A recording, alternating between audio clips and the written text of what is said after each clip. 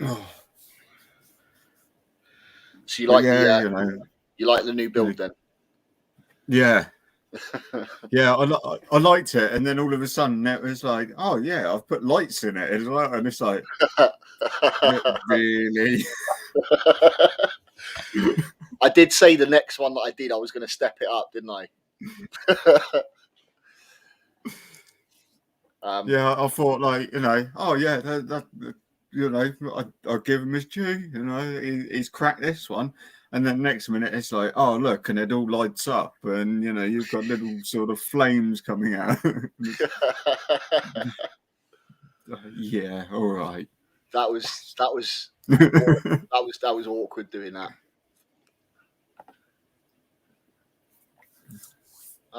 We're like, oh hello Stefan, how you doing, dude? Yeah, I did. I thought we're late, so we'll roll on with it. Yeah. But yeah, no, I had to. I thought, you know what? It's Halloween. I've not done a build for a little while. I'll do something. I'll put a decent amount of effort into it. I wouldn't say that's me giving it 100%. Not yet. I reckon I've still got more to pull out the bag. But I wanted to do something to look really special. So, and then all that effort, all that sort of like little video of the build and everything else, and there's still people commenting and they go, "Oh, aliens! I love aliens. I'll take that one." Like, oh, wow, really? It's not supposed to be voting on your favourite movie. You're supposed to be voting on the best enclosure. That or they're Steve followers. So, Do you know what? I expected that.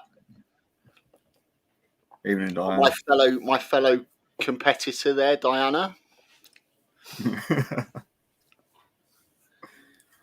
Yeah, I must say that I've only actually watched I've watched the video, but I've only watched it in silent, so I've not like actually heard anything. And I've got Phoebe sat next to me watching whatever she was watching on the telly, and I'm like, yeah, so I've still got to watch it back. And yeah, I mean, there's no talking on mine, so I've not talked through her or anything. I've left it literally just you can see what I'm doing, watch what you're doing, and then see the finished results at the end. And the soundtrack on it's quite good. I've used a bit of a eerie horror sort of themed backing track for it, so it plays out quite nice. I like the editing on that video. Actually, I think I'm for my own stuff. I'm most impressed with the way that video plays out for the editing side of it. My little scary intro. yeah, see, I missed all of that as well when I watched it. I've got her like banging into me and going, "Okay, look, it's like you'll have to check it out again at some stage." Yeah, well, you'll have to anyway, because obviously you need to go on and pick your favourite enclosure and vote anyway, don't you, buddy? I do indeed.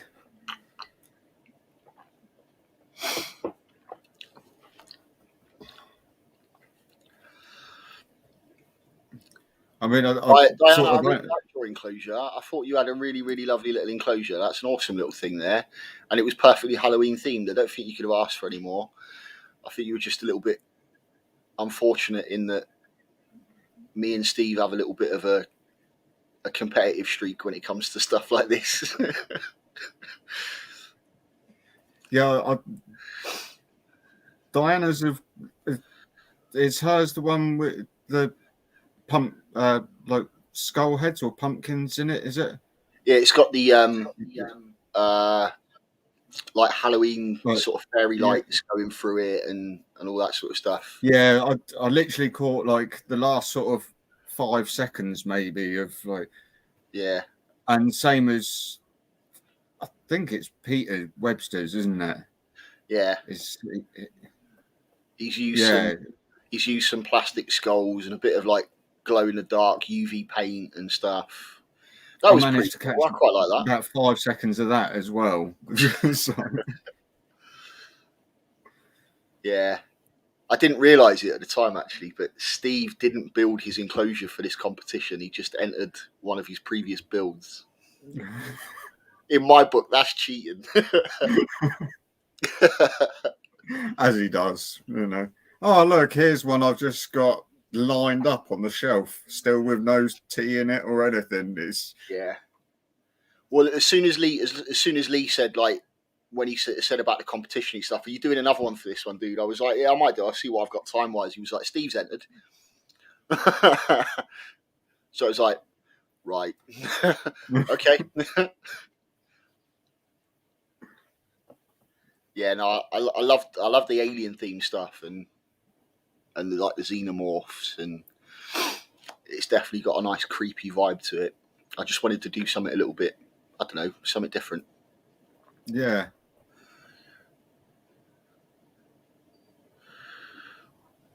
Yeah, no, like I said, Diana, it was a really good enclosure. You've done a good job on that.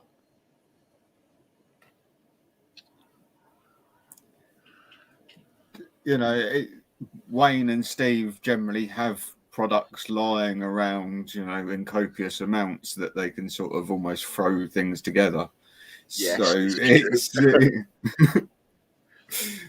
you know, Steve works with wood, so he can build all of his own enclosures and stuff. That's how he does it. So it's,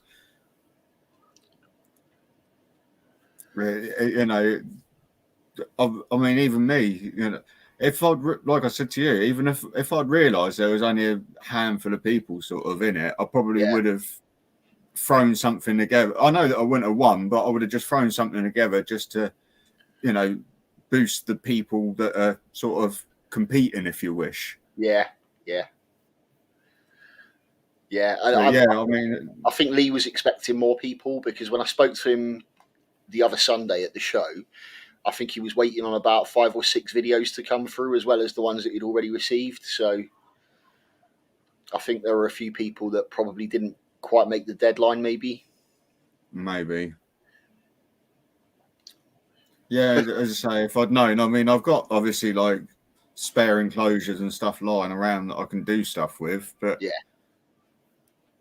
it's just that I haven't got the materials sat here. Yeah. And at the time, it was money for show or materials. Yeah, fair enough. And like you say, the bonus for me is that I've got all this stuff just sort of laying around anyway, so it's not difficult for me to go, do you know what, I think I'll do that today, and I've usually got enough of whatever it is I need. In fact, the only thing I had to buy to do that enclosure that I didn't already have was some more non-toxic sandy coloured acrylic paint and the substrate to go in it. Everything else I already had here. So, and the tea lights that I made the little torches out of. Yeah. So I went and ordered a set of you know, the flickering tea lights off of Amazon. Yeah. And I dismantled them and used the parts to make the torches. Buy something, destroy it, and make something else. Because of how I had to do the wire, because obviously I wanted to do the wiring in it so that it was safe, and there was no way that any voltage or anything could be passed away. All of the LEDs in it were completely sealed, so any enclosure occupants did have like no access at all to any parts of the bulbs, the electrics, or anything else. Because I had to do it that way, individually sealing all of those bulbs with like heat shrink cable and everything, it took me about 4 hours just to do the wiring on that.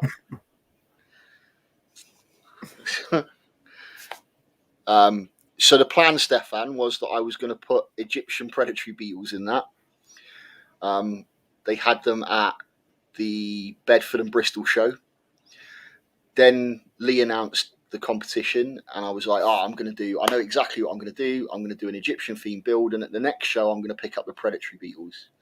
Well, it turns out when we went to the Brighton show, there were no Egyptian predatory beetles left. They were all gone. So I ended up not actually being able to get the things that were due to go in it anyway. But I have also found that Spider Shop have got some Egyptian predatory beetles back in stock now, although they're on the expensive side. So they're like a tenner each, whereas at the shows they were selling 3 for a tenner. So I'm probably not going to go that route, but I have found that there's a small species of camel spider in the hobby that also comes from Egypt, which I think would also look pretty cool in there. So, yeah, a little Egyptian species of sand-dwelling camel spider would look pretty cool in that, I think. Yeah, I think I paid £6 each for mine off Spider Shop. Yeah, they've put their prices up. Inflation, you can't escape it. And as well, if I'd known you wanted some sand for the build, then you could have had like almost 5 kilos. Yeah, well, I did a mixture of like natural desert bedding and topped off with a bit of sand for that anyway. So that was the only other thing that, like I said, the only other thing I had to actually buy for it that I didn't already have.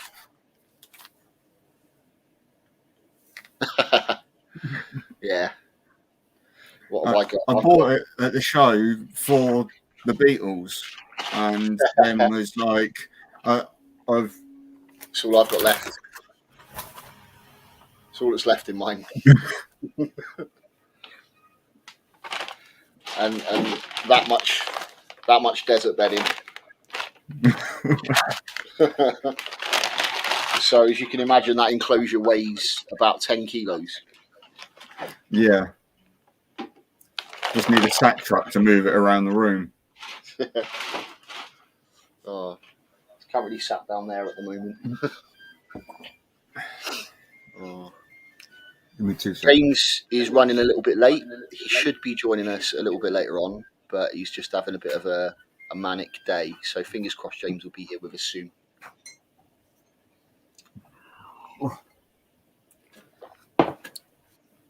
I've been charging batteries for work, and it sort of sits there and plays like a little tune when it's finished. So I've just had to go and take it off charge. If judging by the way the votes are going at the moment, Diana, I don't actually think I'm going to win it. I might have the better enclosure, but as we said before, Steve's got the bigger following, so he's actually getting a lot more votes than I am at the moment. I need people to, you know. So you need everyone that watches your channel to go over and, you know. Yeah. And then hope just not as many people from Steve's channel comes over. Although saying that, I wouldn't want people to go and vote for me just because they watch my channel. No. And I know Steve's got the bigger following, and he's got his diehard group of supporters that no matter what anybody else puts out, they're always going to vote for Steve, which is fair enough because the stuff that he does is absolutely phenomenal. But for my part, I would rather somebody go and pick my enclosure if they think it's the best enclosure, rather than just pick mine because they follow me. You know, even like my friends and family that I've shared the video with, I've not gone, oh, come and vote for me. I've always said, like, go watch the video, pick your favourite. Yeah. You know, but if I win, the first prize is like a mega creature crate bundle thing, and then a load of Lee's Creature Features merch. Now, the last competition that Lee put on, I won that one. So I've already got one set of Lee's merch. So I will probably put the other set of Lee's merch up as part of a giveaway later on.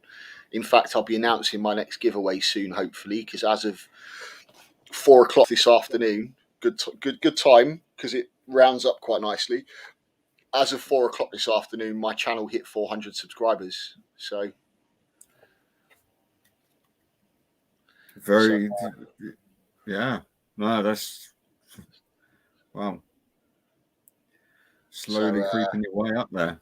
Slowly creeping up. So my next giveaway will be at 500. So see how long it takes me to get there. If the last few months has been anything to go by, I should hit that by, I don't know, sometime near summer next year. It's something to work to. But that's the thing. I mean, I've been sat at like 200 now, but all right, I've made a video for God knows how long. But yeah, and I think that's been my issue. I've not been regularly uploading and stuff like that. So thank you guys. So yeah, there will I mean, in fact, I think there's a second place prize for this competition as well, which is a set of Lee's Creature Features merch. So either way, I will probably be putting some stuff up as part of a giveaway or something. So, like I say, I've already got his T-shirt and badges and stickers and all that sort of stuff. So, I'll probably donate that prize if I get it. Yeah, I think the only thing that I haven't got is like T-shirt. Yeah, I've got his mug. I've now got obviously the badge from the show. yeah.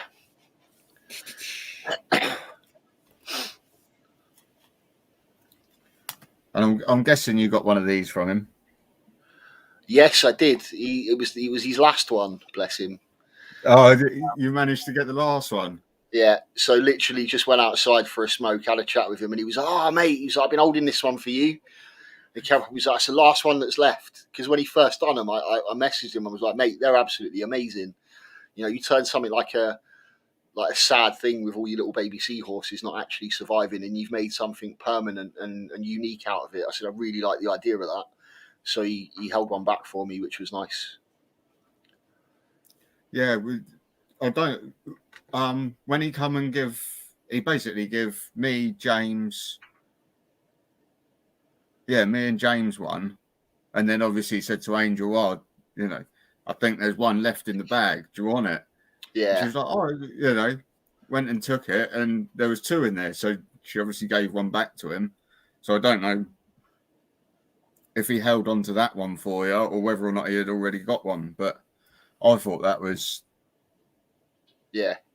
just absolutely spot on, isn't it? Yeah, because it's just so unique. It's so like individual and unique that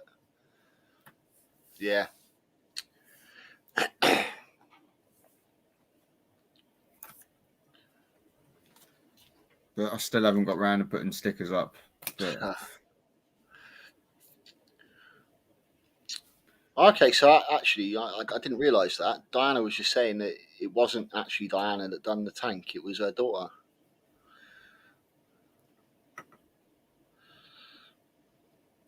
I didn't realise that. That's really good. It was, yeah. Well, from what I saw of it, it was like probably 5, maybe 10 seconds. Sucks having kids today. They're all quiet up until the moment that you don't need them to be, or sorry, that you want them to be. As soon as you're wanting to watch something, it's like, as soon as they're watching something, silence.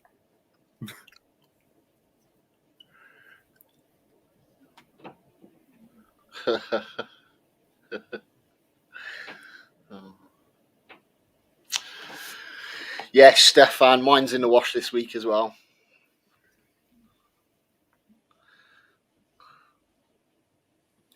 Well, see, I'm wearing this one because does everyone know obviously about Ian's raffle? I mean, there is only like 3 people in the chat, but Ian's doing a raffle, raising money for his kids' school for autism, and yes, I have seen that. So I thought I'd make a change for this evening. Yeah, no, that's fair enough. Oh God, you know what, Diana? I've not even counted how many votes Steve's got. It was depressing just seeing how many people went, "Yep, number one, number one, number one." I was like, okay, it's going to be one of those, is it?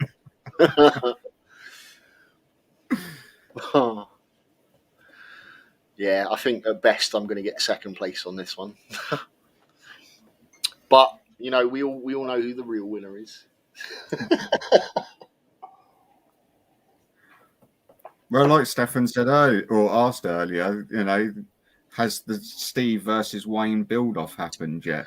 No, it was sort of, that was what we first announced that probably close to this time last year, wasn't it? Yeah. And then Christmas happened, and then more lockdown crap happened, and then there was like work and people trying to get back to normal life, and then it just sort of fizzled out. But then nobody ever actually really took the reins on organising. I mean, me and Steve were ready to compete. It was just somebody needed to take the reins, putting the build off announcement together and picking a theme and that sort of stuff. Well, no, that was what I thought James was sort of on that side for. But then I think James was kind of waiting for us to go, right now, do it. But, hey, Moon. Morning, Moon. Yeah, well, sometimes one person's waiting on one, and then it just sort of puts off, and then something else happens. Then, no, it's definitely something we have to make happen, though. Just because for somebody else to pick a random theme that's not, I don't know, whatever it is, I'll come up with something.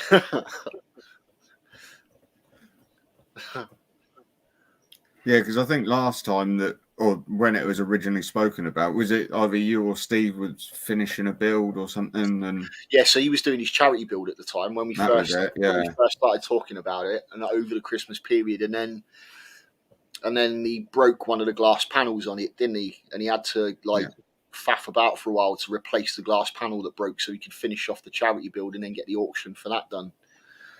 So, yeah. That was one of those Exoterra Habisphere builds that he was doing. I still keep looking for them. I can't find one. I know. They are rare. Yeah, although I have got a new. So I don't know if you can see it down here in the bottom. This tank here. Yeah. So that is a 40 by 40 by 30. So it's a perfect size for a big terrestrial species, like a salmon pink Goliath bird eater, something like that. And I've got that. That's by a company called Giganterra. Yeah. A friend of mine who owns a reptile shop is one of their UK reps for the sale of all their stuff. So he gets them in. They're a bit cheaper than Exoterras. But I actually think they're better now after having a look at this one and seeing how it goes together, the way the lids attach and that sort of stuff. It's much better than an Exoterra. It doesn't weigh quite as much. Exoterras at that size tend to be incredibly heavy, so it's not quite as weighty as an Exoterra. And obviously my shelving that I've got behind me is only 86 centimetre long shelves. So for the big terrestrial species, I could only get 1/8 or equivalent size Exoterra, which are the 45 by 45 by 30. Yeah. I could only get one on a shelf, whereas they fit absolutely perfectly. They're almost designed to fit into this, so I can get two side by side and save loads of space. So I've got that one there, which was already had in stock at the time. I've got a few more that when he gets his next shipment through, I'll get those as well. So I'm going to put the salmon pink into the new enclosure. Then I'll be doing the salmon pink pairing before that male pops his clogs. I've got the big adult female T Blondie that needs to go in one, and I've got a male T Blondie coming for her, and then I've got the other female T Blondie that's going in it, and then I still need to find a.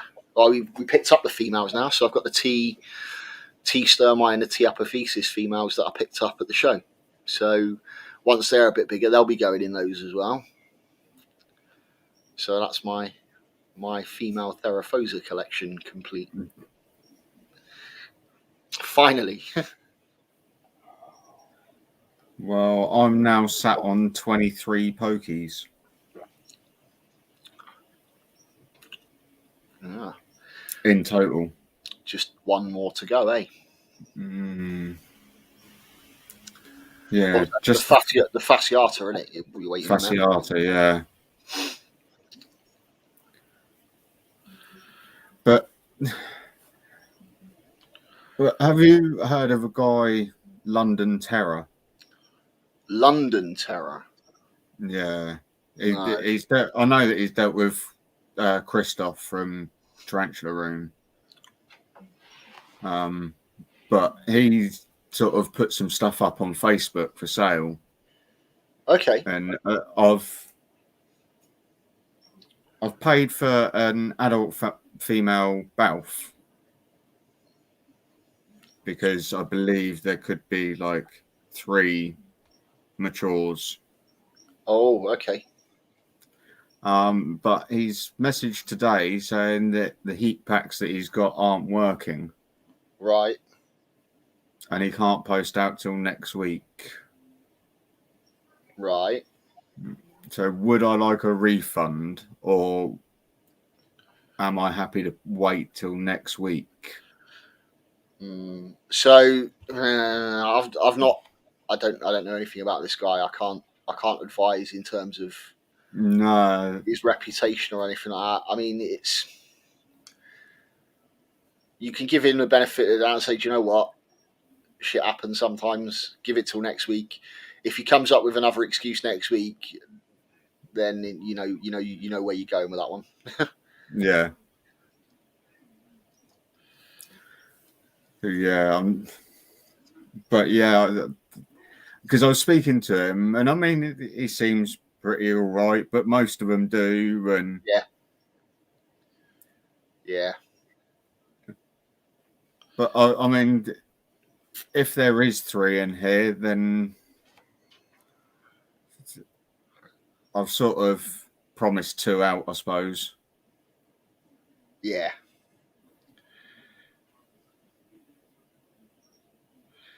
Right, give me 2 seconds, bud, because I'm just going to go and put a quick shout out on Instagram and stuff to see if we can draw in some more faces. But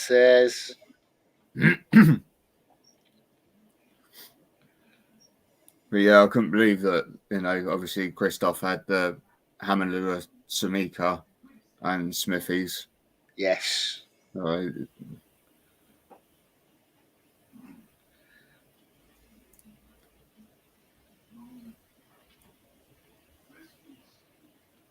Just the only thing now is, though, I'll keep looking around, and the only 2 now. Oh no, I've got most with like at least doubles. But I've only got 1 Formosa, 1 Ornata, 1 Vittata, and 1 Subfusca Lowland.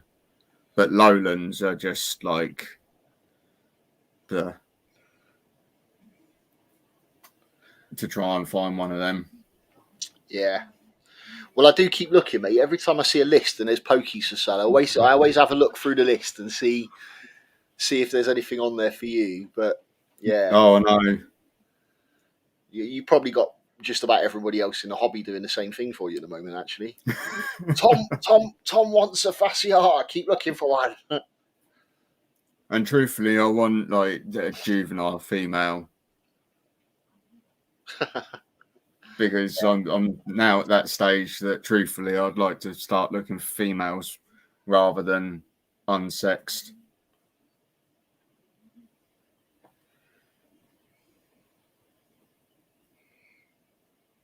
And Gar, I will get you, Gar, stopping Lee on the motorway, stealing that Subfusca Lowland female.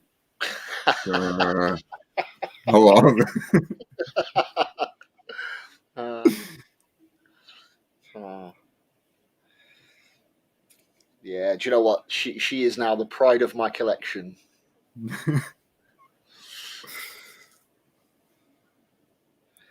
I was so glad when Francis found that list and sent me that list of stuff through.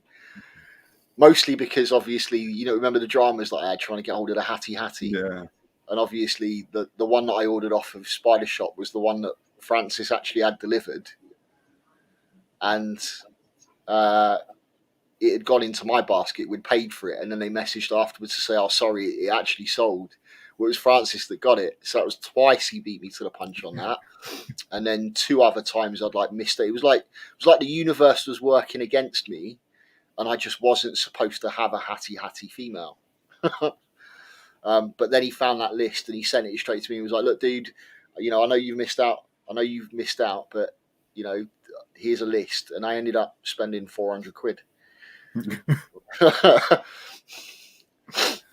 mostly adult females.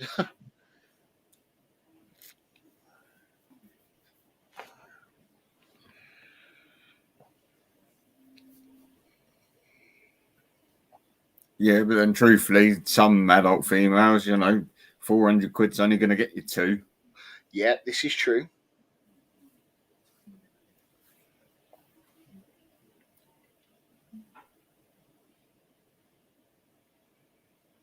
Yeah. I think I've still got like 3 hatties. One's around the sort of 3-inch mark, and the others are a bit smaller now. So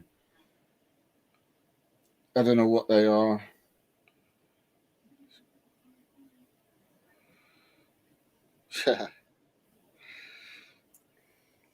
And I had to have a bit of a rearrange because all my pokies didn't fit on my shelf that I had them on originally. See, that's the problem now. It's too many pokies. I know. More pokies than storage space. Pretty much.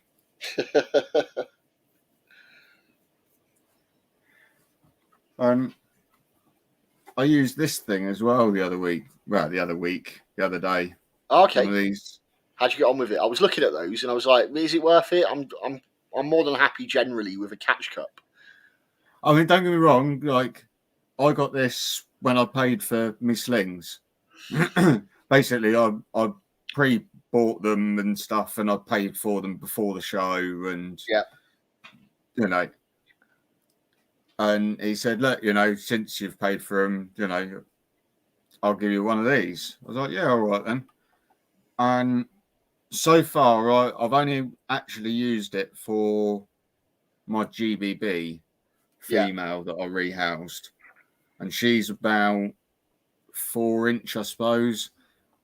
So this one's not too bad because this is the slightly smaller one. They've got the neck size up from it as well, which obviously I would imagine would do better for adults. Yeah, but it wasn't too bad.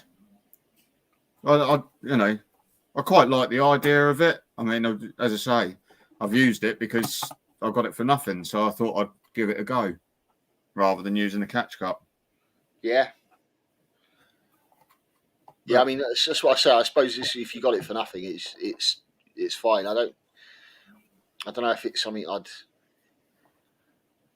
Yeah, I mean, if you're doing sort of like the old school rehousing pokies from cereal tub style enclosures and things like that, it would probably come in quite handy. Yeah. But yeah, as I say, I think for that though, you'd need the next size up than this one because it's only sort of like a. Yeah. So that does all right. So I imagine for most juvenile. Yeah, I think if you tried to do an adult pokey with that, or any like Southeast Asian, old world arboreal, it's pretty much running straight up the back of that, up your arm. Yeah. Don't get me wrong, I could probably get me Albiceps in there, but even that would probably be a tall order as well. She'd just stand there going, "What are you doing? Where am I going? Stop poking me!"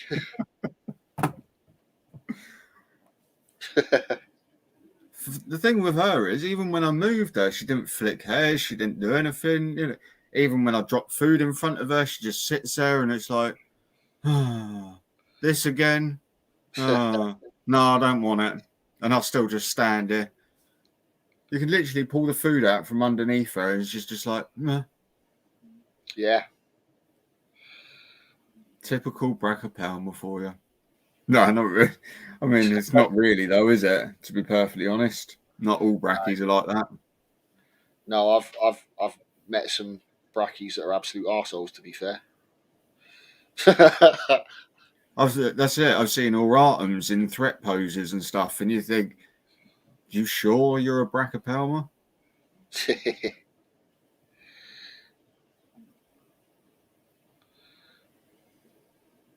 Yeah, it's just a Brachopelma and like a Phimictopus fucking, mindset. Yeah. It's like, here, nah. Oh, I mean, the tiny little thing that's in here, the hatty that's in here, right? It's it's molted, so it's probably about 2 inches now. And I tell you what, it was sat out on top of its water bowl the other day. I thought, right, look, you've molted, so you're out having a look for some food. Have a little spray down. Poof! yeah. Sorry. Yeah, you're right in there. I'm just thinking to myself, you know what? I dropped some food in its water bowl because, it had already sort of like slapped it and thrown water everywhere. And I'm just thinking, Yeah. it's SMT, isn't it? It's small man tarantula or something. I Yeah. don't know. STS, small tarantula syndrome. Syndrome. There you go. Yeah. It always makes me chuckle. I've had little 1 to 2 centimeter slings coming out of pots. All right, it was a Minax, the first one that had done it to me. I'm trying to get it out this tiny little like vial, and I'm like, come on, Yeah. looking in there, and there it is. There, just behave, will you? Yeah. What was the last one I had that did that? So I've got, what is it? Do you know what? I've completely forgotten what it was. But it's only a little dwarf. It's a little South American Panamanian dwarf species. I think it's called like a Panama bronze or something like that. I can't remember what the proper name for it is. I'll have to check now. I got it as a freebie with those ones that I ordered off of Alex Rutter. And for a tiny little sort of, quite a cute little New World species, that had a bit of an attitude, surprisingly enough. Throwing up tiny little dwarf threat postures at me. Oh, look at you! You're somebody grumpy. Bless you. I must say, the one thing that I do keep looking at and that I think that I am missing is an Idothily mirror.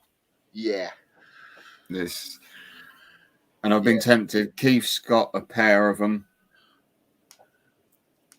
and it's like, I keep thinking to myself, maybe if they're in a week, still there in a week's time, then I could be tempted to snatch them up, but I don't know. How much are they going for, the pair? I think 145. Okay. It's not too bad. And are we talking an adult pair? Yeah. Yeah. I think I think male will probably be like 1, maybe 2 molts off or something. And yeah, that's not too bad. That's it. I think I've seen I think it was juvenile or sub-adult female. I saw for about 80 quid somewhere. Okay. But I can't remember, and it's probably been obviously snatched up now anyway. But then I think I also saw someone selling a juvenile for 65, 70 quid. Yeah.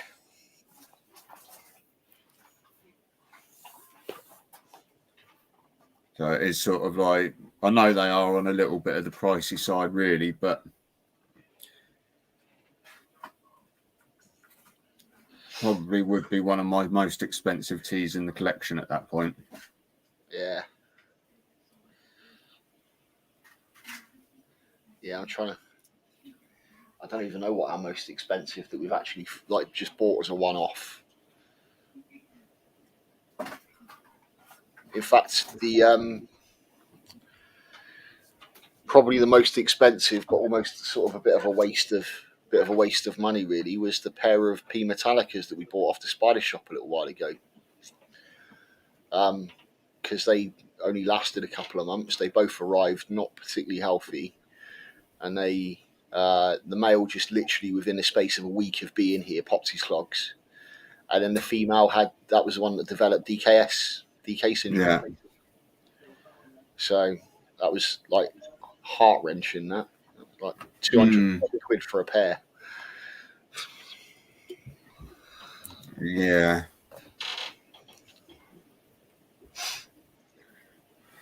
Yeah, probably at the minute, the most expensive tea that I've actually paid for is probably the female Vittata from So Many Legs at the show.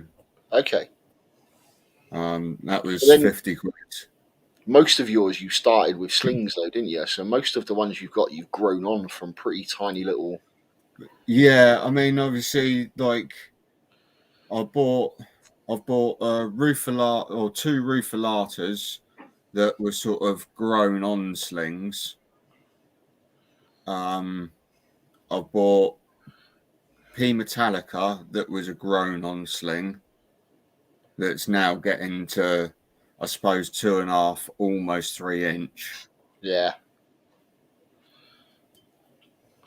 So yeah, pretty much literally everything apart. Oh, and the Subfusca Lowland I've bought as a small juvie, if you wish. Yeah.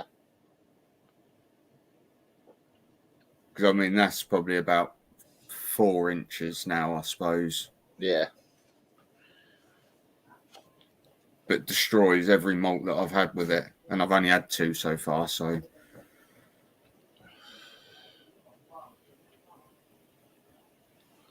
But yeah, literally, yeah, like you say, every one of my pokies I've virtually got as slings, and I've grown them on. Yeah. So, I mean, I've got the Tigra Waselli female when PTs had them, and what did I pay for her? 50, and she's like good 6 inch when I got her. Yeah. I mean, what have I got now, pokies wise?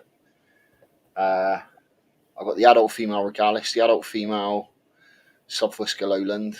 I've got sub-adult female Ornata, sub-adult female Tigrina Vaselli, another sub-adult female Regalis. I think that's it for my pokies. I'm waiting for my Regalis to molt. She's definitely in pre-molt. She's been refusing food for a while. She's enormous, huge abdomen on her, and she just needs to hurry up and molt because I've got a mature male here that's drumming away like no one's business.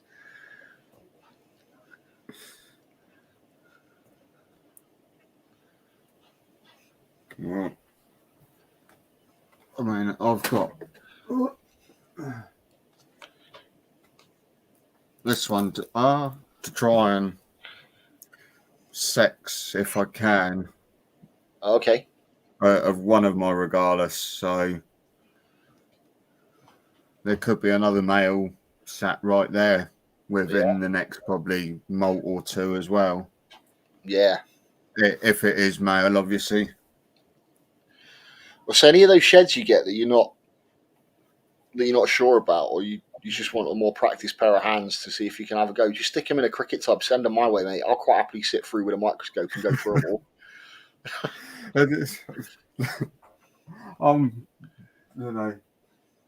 I'm just murder for it.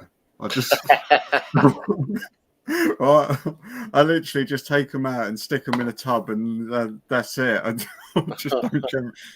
Half of them now, if I was to look through them, I'd go, I don't even know what spider that's come from. Because some of them, like I've got like 3 or 4 of them.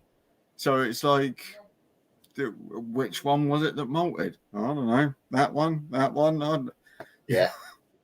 Yeah, no, Stefan, same goes to you, dude. If you've got any malts that you want sex in, yeah, stick them in a cricket tub, mate. pad them out so they don't get damaged. Send them my way. I'll sort them all out for you, and I'll tell you what's what. But yeah, I mean, I've got them all up here as well. Look, it's just everywhere. Malts everywhere. I think that was my Miranda malt, but like that's just chewed. Death. Oh, that's hey. Oh, good day to you both. Hopefully, maybe. Hey guys, how you doing? Little bohemian one. Yeah. But I've got like 3 of them, so yeah. Apparently one set's a pair, and I've just got one that, but I don't know.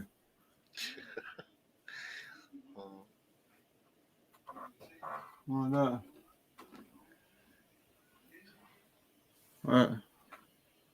And I can't remember. That looks like a pokey one, but I don't know. I think that was the Metallica. Yeah, looks about right.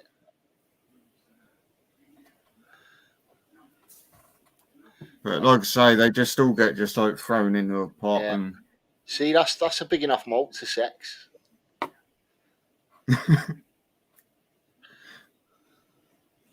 Yeah. Probably would be, but yeah. I haven't got the time and patience to sit there and open that. And what you need is a pair of really, really tiny tipped paintbrushes.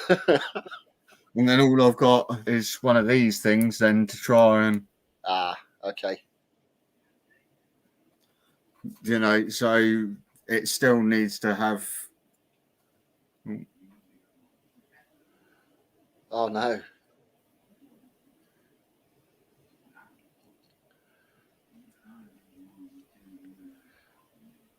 Oh, no.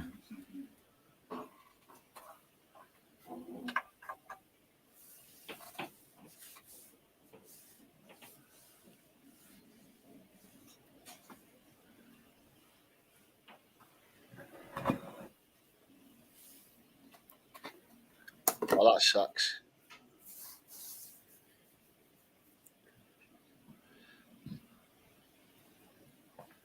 Yeah, it's not warm out there this time of year either, is it? To be fair, especially not where you guys are. Last time I was out in Canada this time of year, it was about -10. God knows what it is there. There you go, -15. Yeah, that's it. And we whinge when it drops below 10. Yeah. I know, I was like really annoyed this morning when I had to defrost the windscreen on the car before I went to work. It was, hang on a minute. I'm not used to all this. Ooh.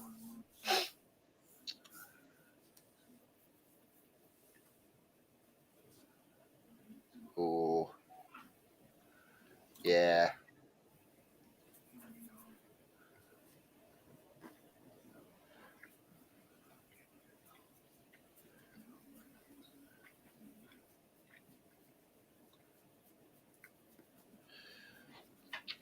Well, I hope it doesn't have any detrimental effects for the egg sacs and stuff, guys. I hope that that all turns out okay. That would suck big time. Have you not seen someone's homemade incubator? You know, just saying.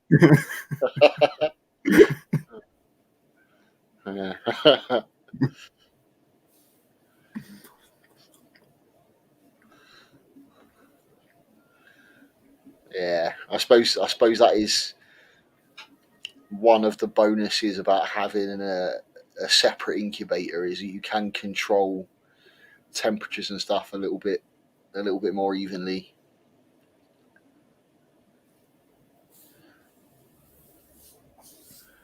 But yeah, sometimes it's nice to let it all happen naturally.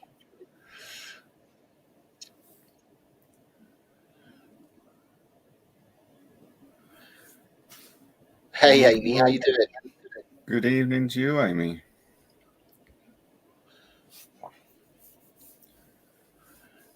Yeah. And I suppose as well, sometimes it's like, do you want to pull the egg sac from mum and destroy like the webbing round it and stuff? Yeah. Obviously, depending on when you find it, and Yeah. because obviously sometimes if you're not 100% sure when it's actually been made, then you could be, pulling apart something that could be a complete dud anyway. Yeah. True. Yeah, they've just said like they've got the incubator, but where possible, they like to let nature take its course. That's agreed. I mean, it's like they need to keep them moving and stuff as well. So, especially when the sacs are like the early few days, it stops them sticking together. It stops them going bad. So you can incubate for the last little stage, but generally for the first 30 days at least, you want to leave them with mum, so she can keep rolling them around and manipulating them and stuff. There you go, one plug for the t-shirt, Tom. Yeah. Like I said earlier,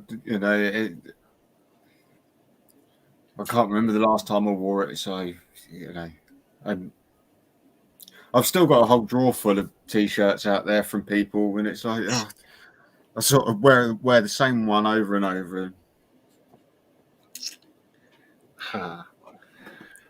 Hey up, Lee, how you doing, dude?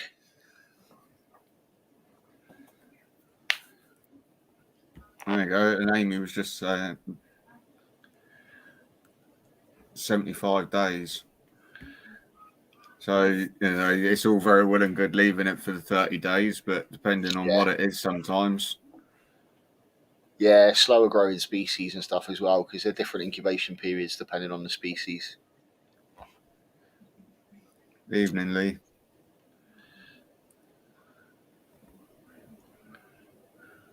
Yeah.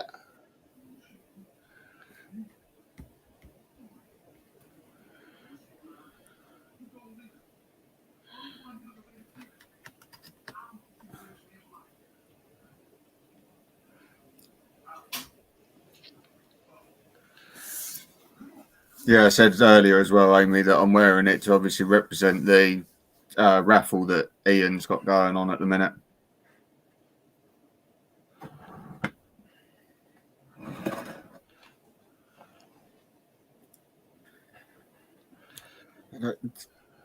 And you are trying to make me jealous, aren't you, you two? Hey, look, right. There's Amy with her Rocky Mountain merch, and and we still never arrived. All those many months ago, in the Canada's Post, or Canadian Post, should we say? Canada Post? Yeah. Just doesn't sound right.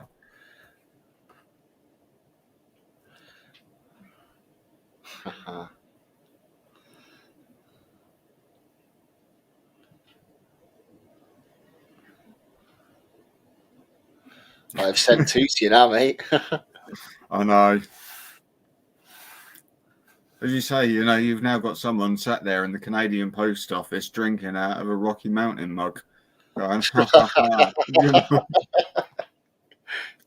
and they go, I don't even know who these people are, but I don't care. Everyone at work steals my mug. Now I know whose is mine.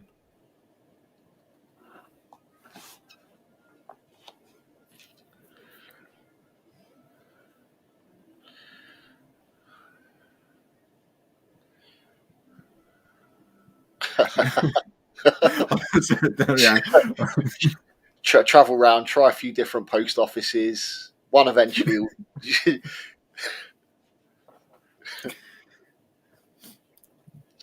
It'd just be crushed in the corner somewhere of someone's post office.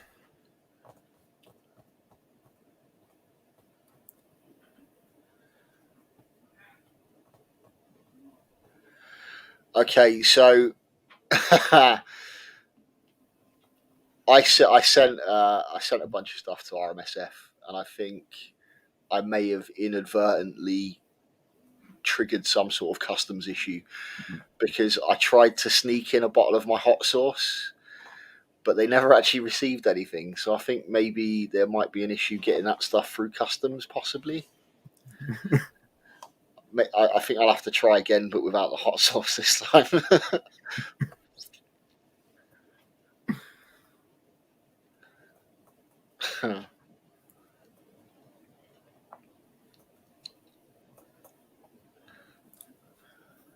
Yeah, but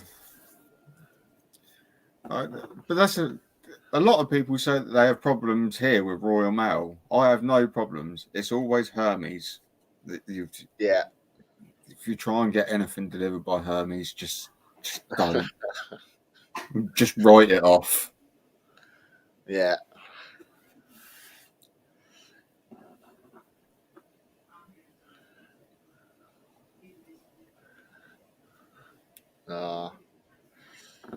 Danielle, I promise I'll get you another one sent out without the hot sauce this time. Hopefully this one will make it.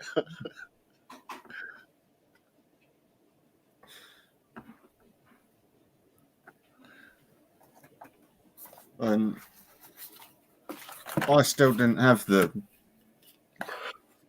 t-shirt Diana, but I did get one of these ones, one of the limited edition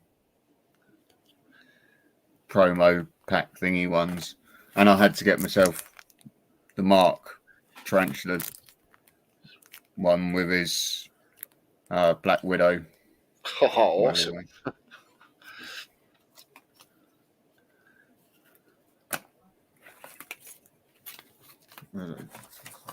See, they're all slowly starting to collect up, and obviously then the pack as well.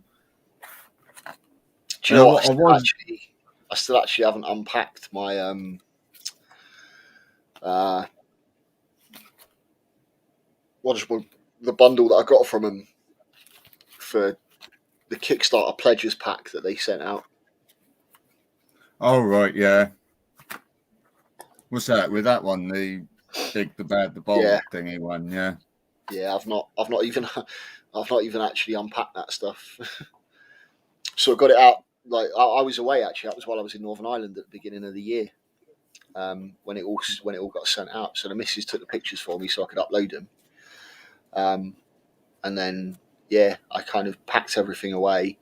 I was planning on putting a tea towel up and that sort of stuff, but then I need to figure out where I'm going to hang everything.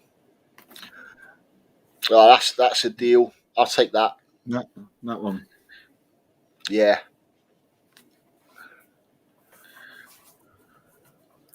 But then I did also get myself one of them things as well, the Fatal Fangs 3 poster. Yeah.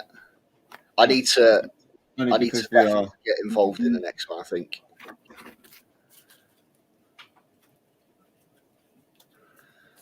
Yeah, I was going to try and be a bit cheeky and take, where is it? There. I was going to try and take the Hannah Lewis Samika one and try and get Andrew Smith to sign it at the show, but that would have been fun. Yeah, because I know that they've done a few giveaways on the TTSNT and they had a few signed ones. Yeah. But yeah.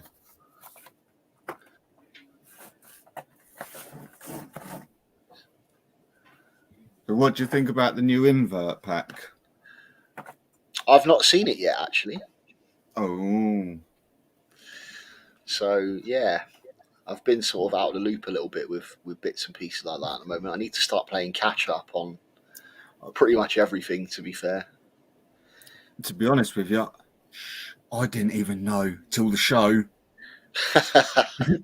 It was only because Rob, Acid Splash Rob, come up to me and he was like, "Oh, do you know that he's got a new invert pack?" So I knew they were in the pipeline. I knew they were in the pipeline. I didn't know they'd actually been produced yet.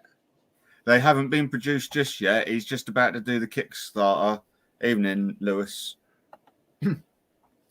Lewis. Yeah, he's just about to do the Kickstarter for it. I think in like 2 weeks. I think he said, because he's been moving house and stuff like that, so it's sort of been put on hold. Yeah. But yeah, I think he's then releasing the Kickstarter in about 2 weeks' time. I'll keep my eye open for that. I'll get the notifications anyway, so I should get the emails from Kickstarter when they put the new project on. Yeah, I mean, obviously he has made a few packs that have gone out to a few YouTubers that he was saying. But yeah, other than that, he's how nice it must be to be part of that special crew, eh?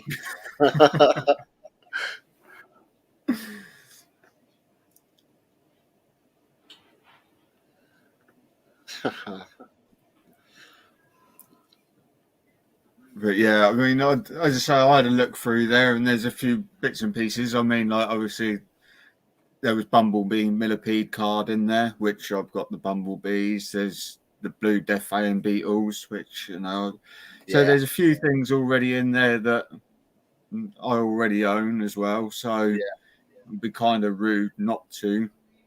Yeah. I mean, that's a cracking legacy as well. Where you get your own personalised Kickstarter, like personalised card and stuff. That's phenomenal. Yeah, I know that I'm missing quite a few out of it now. I've sort of slacked a little bit, but it's only the single promo packs and stuff that I've bought the main bulk packs, if you wish.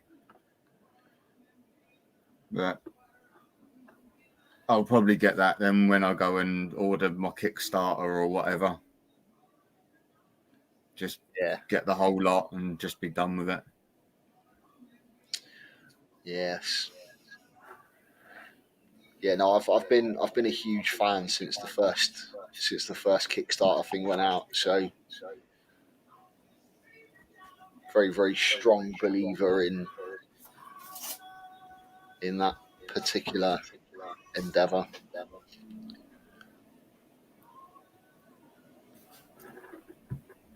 Yeah, I like the idea that obviously he sort of done the card out to obviously like 10 YouTubers at the start and stuff. And I was like, so it's sort of like, it is one of those things that, I mean, me and Rob Acid Splash were talking about it.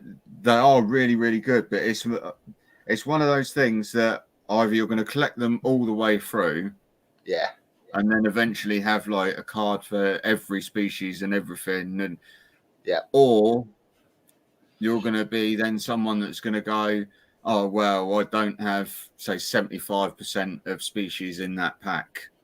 I'll wait till the next pack comes and then see what's in that one. Or you'll just buy the individual pack, say, just for what you've got. Yeah.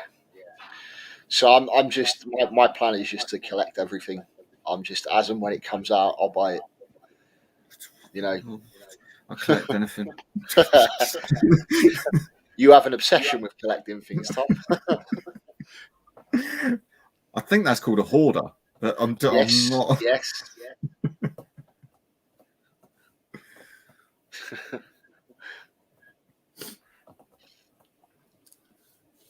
Oh, we got more people in the chat, guys. Head over to Lee's Creature Features YouTube channel. Check out his Halloween enclosure build competition. I've got a new entry for a new build.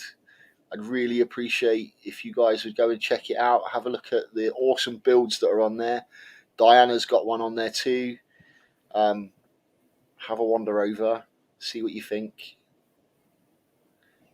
and vote for your favourite.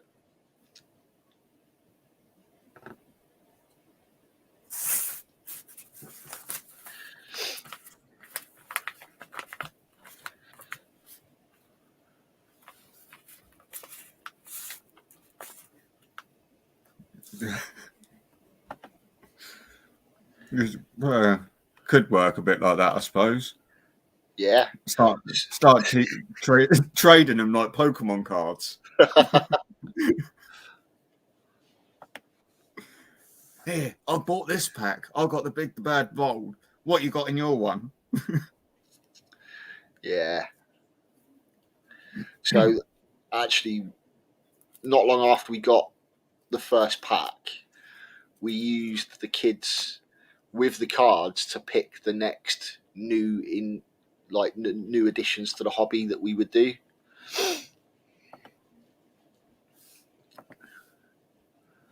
Okay. Oh, thanks, guys. Yeah. Yeah, don't worry. That's basically what I said to him as well. I said, you know, it looked awesome. And then I saw the lights and, well, yeah. Show off. Just like, all right. No need to brag. All right. Oh. But yeah, so like I was saying, we used the first pack of cards to pick what the next purchases were going to be for the collection. So we just basically got the kids to pick out random cards until they came up with two that we didn't have, and use them to get to the. So like, they're awesome for all different things. Whether you keep them all, you know, do the entire collection.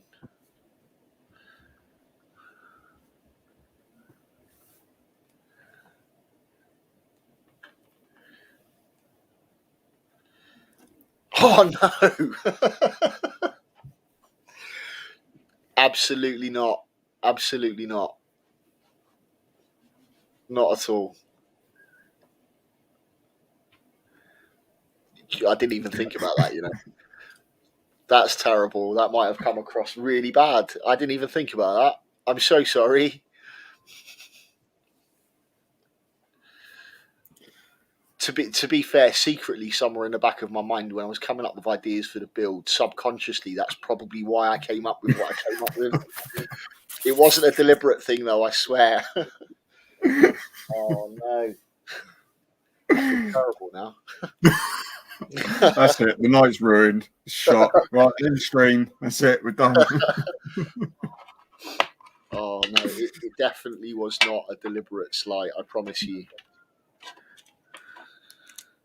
So you've now got him rocking backwards and forwards in the corner of a room later on. Oh.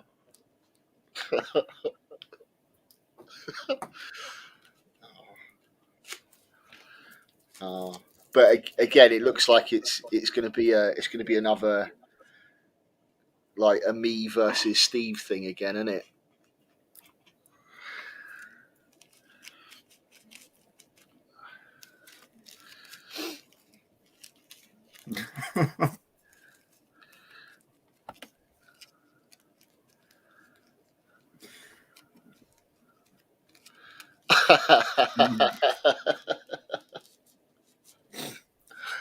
Oh.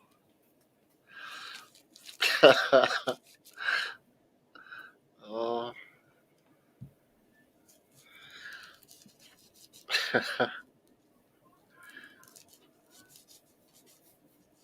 Thank you. Like I said, that the wiring it, because I wanted to create it in a way that wasn't going to interfere with the occupants of the enclosure and stuff. Everything's completely sealed, so there's no way that it can interfere with the enclosure occupants and that. So the wiring in that took me about 4 hours to do. Lots of sealant, lots of heat shrink tubing, soldering, covering bulbs with, you know, stuff, and making sure that everything I was using was non-toxic as well. A lot of effort went into that.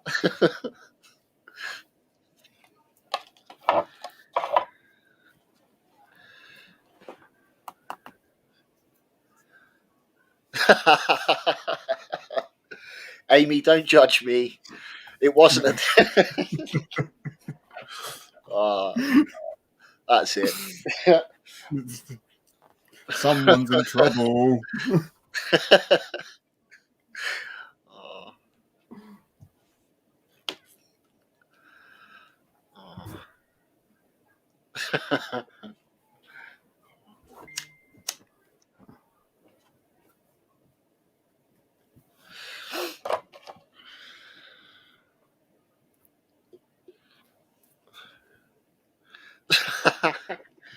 No, I never said vote for me. I said vote for your favourite.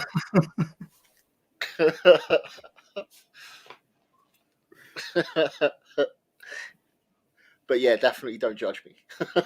Yeah. Oh dear.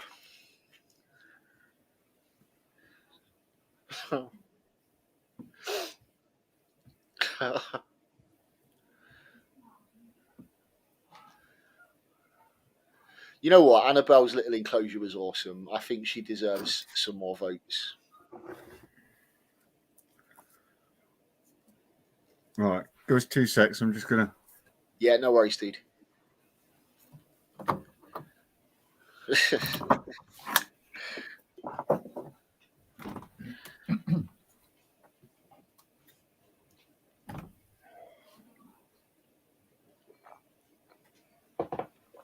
Oh, but no, it was good fun doing that build. It was just really bad that it worked out. I'd already got plans for what was going to go in it. It was done specifically for Egyptian predatory beetles. The idea was that I saw them at the Bristol and Bedford shows. They had them available there. Then they announced the competition. I did the build, and then all of a sudden, expecting them to be available at the Brighton show, and there's none left. So it was like, put the mockers on that.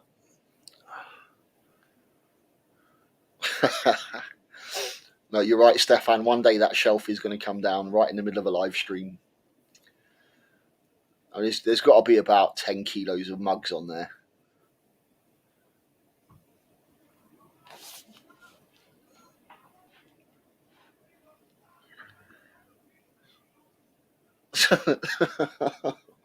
I'm never going to live this down now, am I, guys?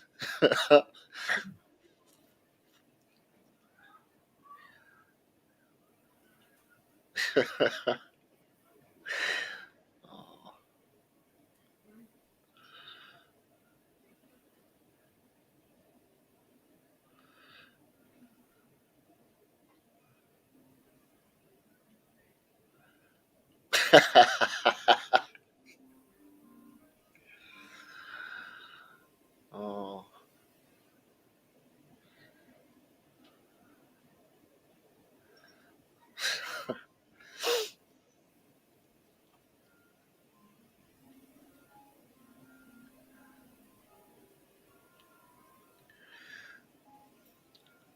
So when did you guys get the Sturmey sack? Because last we spoke, you guys were just waiting for it to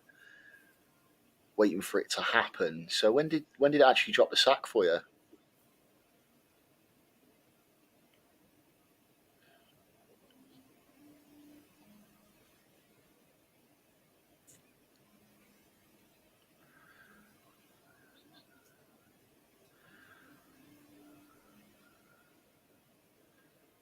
Oh, so it's brand new, just happening. Awesome! How exciting! Danielle, I told you at the time you need to give yourself more credit. I really liked your enclosure, and it did not look like it was done by a kindergartner at all.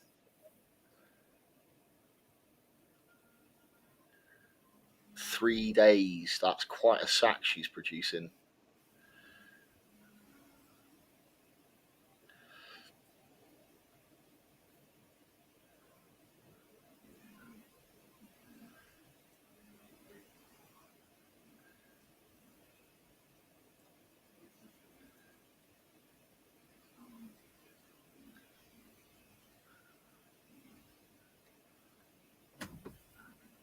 Yeah, no, that's amazing news. I really hope that works out. I get why you're freaking out about the temperature changes and stuff now. If she's in the process of building it as we speak.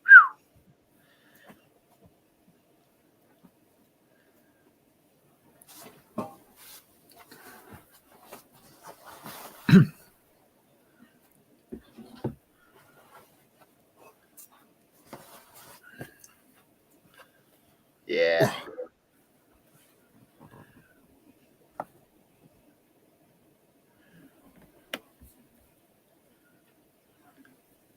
Yeah, that's true, Amy. She's being a good mummy, isn't she? getting that sack nice and ready to go, making sure it's all perfect. That's a good sign, hopefully.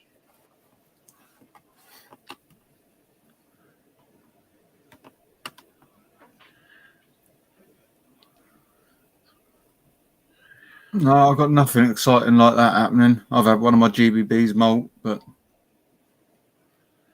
see, I'd be fascinated. You say about doing shifts of like up for 12 hours. I would have been sat there for the entire 3 days watching like a hawk. It's finally happening.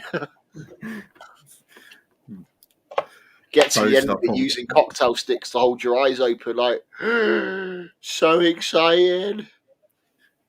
With just the kettle on boil next year, pouring coffee into the kettle and just drinking it. You just can't be bothered to even make the cup by this point. It's just like straight out of the cafetiere. It's like, I will make it through. Oh yeah, there's going to be a lot of babies in that sack. That should be interesting.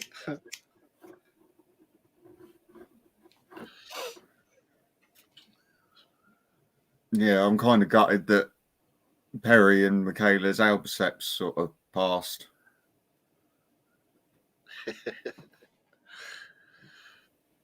Oh.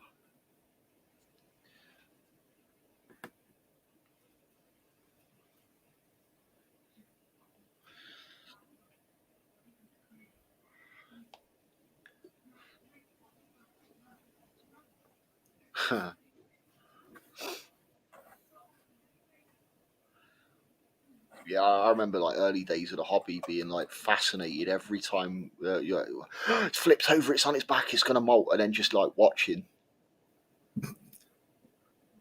3 hours in, you're like, nothing's happening yet. Why is nothing happening? What's going on? Is there something wrong? Just the odd occasional. Yeah. Twitch. Oh no, just a twitch. It's fine. Yeah, I can imagine. If it's anything like the sacks that the rest of the Genius produces, like the Parabana produces some mean-sized sacks as well.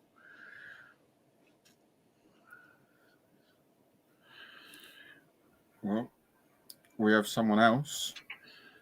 Oh.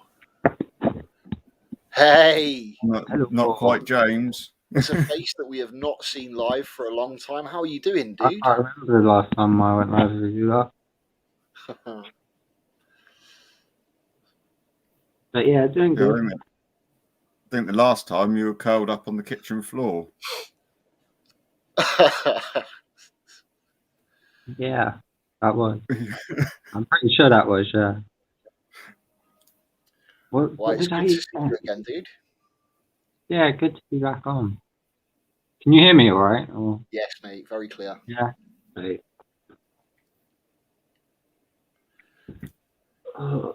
See, I got it on today. I'll do the rest. I might just start doing the rounds with my t-shirts. Just do different one every stream. I think I've got enough just to go for, I don't know, 8 or 10 streams. So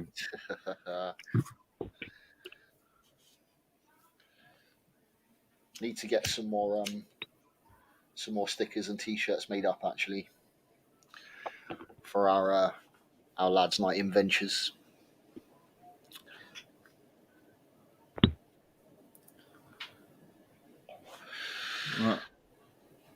You know, I didn't take stickers to the show, and lo and behold, no one asked. So,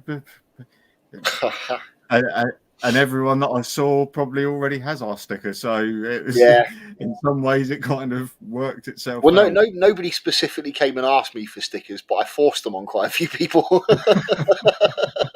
as they were coming through the door. Here, take this and take these. Well, every time somebody stopped for a chat, like. So Jeremy from Jeremy's Wild World and stuff like that. So when he stopped and had a chat with him and Tanya, and I was like, "Oh, while you guys are here, have some stickers. There's stickers to everyone." But I've already got some. Yeah, you have some more.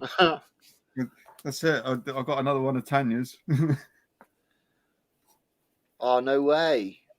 I didn't realise you guys had caps. I would have taken one of them. Yeah, I want one of their snapbacks.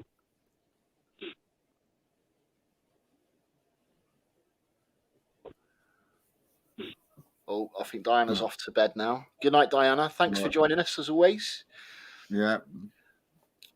And tell Annabelle that I hope- said well done with her enclosure. I really like it. It's really smart. And if I do get that merch pack in second place, she's more than welcome. I'll send it to you guys. I've already got one of Lee's merch packs, so you guys can have it.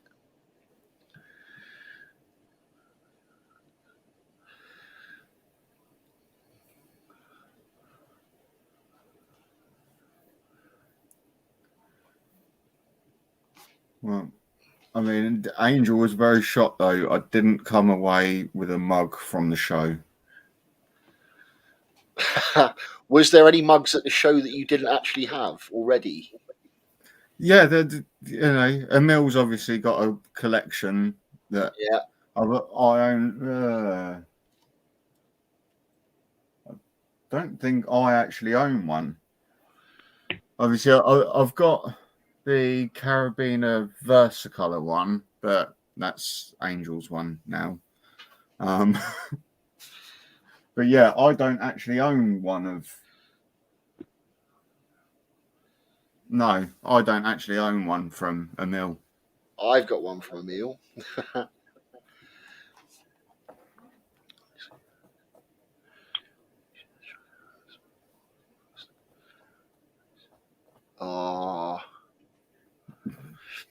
Where is all of your new merch going to be available from, though, guys? Because, there's quite a lot of stuff on there that I think I need.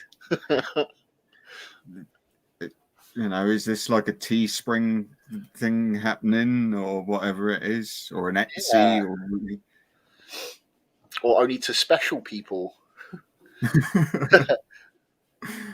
But then they got to work out the shipping as well, I suppose. Yeah. I'm more than happily pay for the stuff and pay for the shipping and whatever. It's just they've got some awesome stuff. It's just whether or not it makes it to you. Yeah. We don't sell that. Yeah.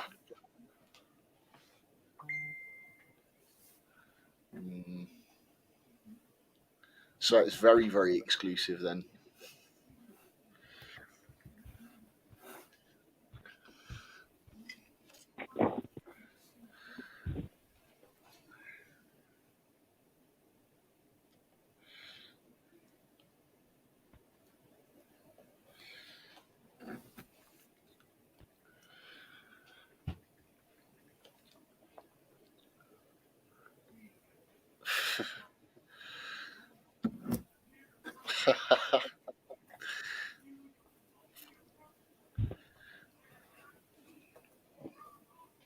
Yeah, I lost my hoodie. Well, still got it, but yeah, you said what can I do?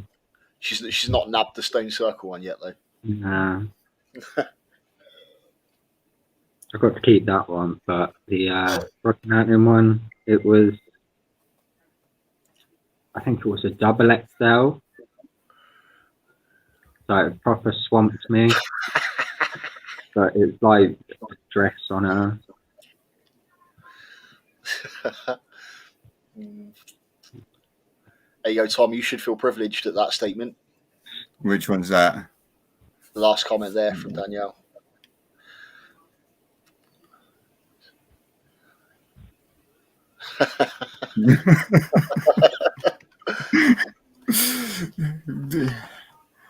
I do appreciate it, and I'd appreciate it even more if the fucking mail made it. But thank you. No, honestly, no. It's like I never expect anything, never ask for anything, and it's no, of course, it's always a pleasure, and I'm always like this. I always can never think of what to say when people are like, "Oh, here, take it." It's like, I don't know.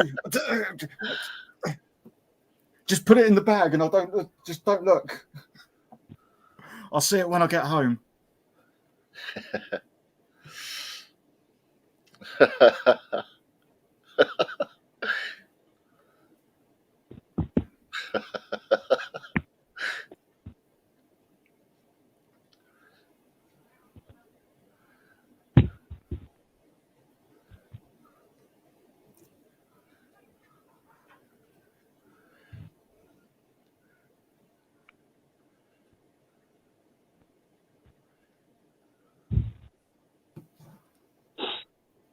Yes. Yeah, 100%, Amy. Yeah, they probably will turn up, but once we've moved from this house and whatever, I'll probably be dead by that point in time. You know, like 80 years from now, all of a sudden this mug will turn up.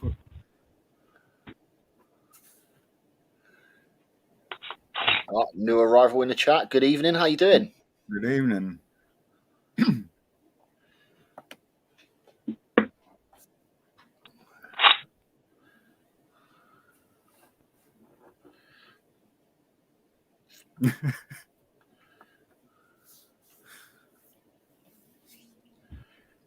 Yeah, them stickers took ages to arrive. 4 attempts, I think.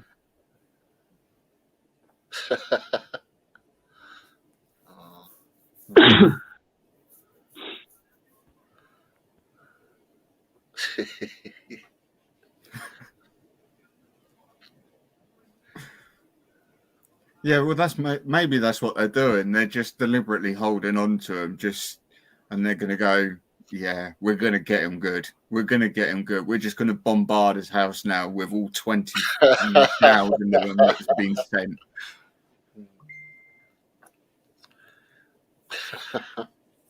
If only.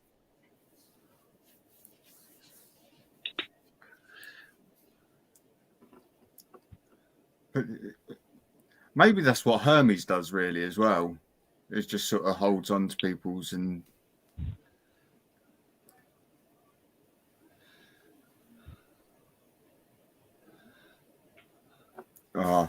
that's one thing that I've not had to deal with yet.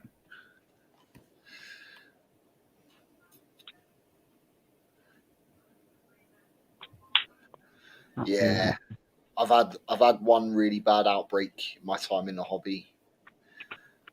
That was such a pain in the ass to get rid of everything. And I literally had to get rid of everything. It just got rid of everything and started again. Everything got a new enclosure, new substrate that works.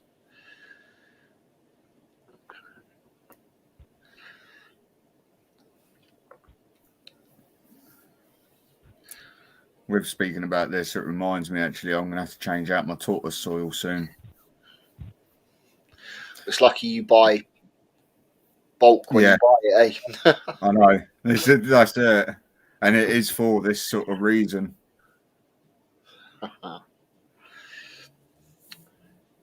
Oh, what's arriving this week, guys?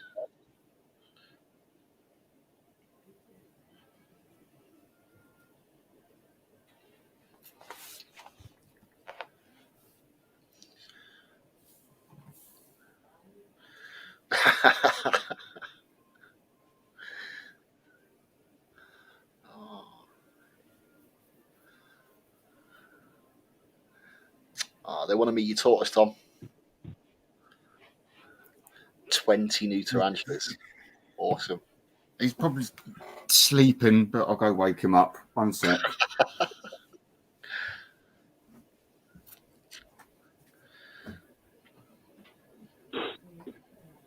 Yeah, my new arrival ended up dying. Yeah, I noticed that on the chat earlier on. That was a bit sucky. Just out of the blue. Checked on it. It was fine. In the night, I checked. Well, before I went to bed, I did the usual check, and it was dead. Yeah.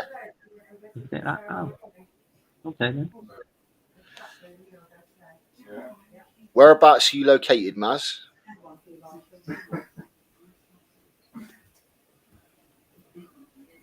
Sorry, mate. I know you were sleeping. Aye.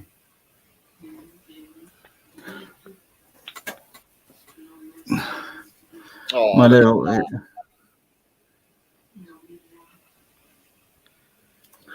He's a bit of a grumpy boy because I've just woken him up, but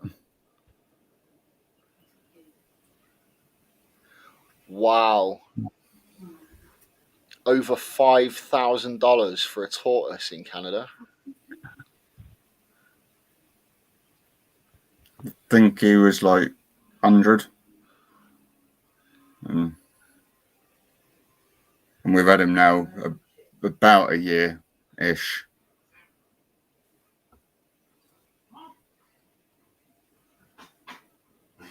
Our little baby Horsfield.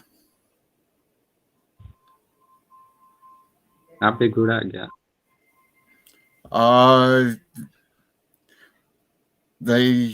believe they're slightly smaller than the Hermans. So the Hermans are sort of about 7-8 inch for a male, slightly bigger for a female. So I think he'll get to around about that sort of size.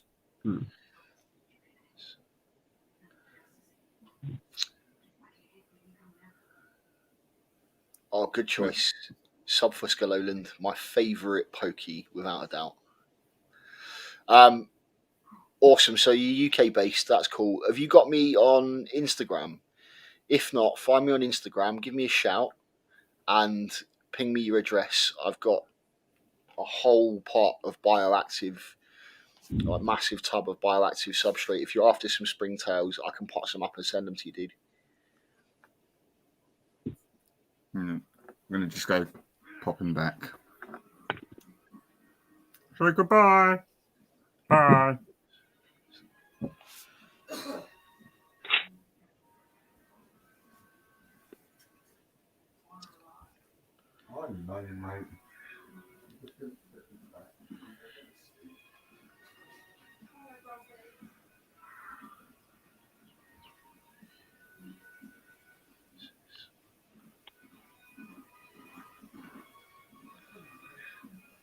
That's a nice little haul you got there turning up, Danielle.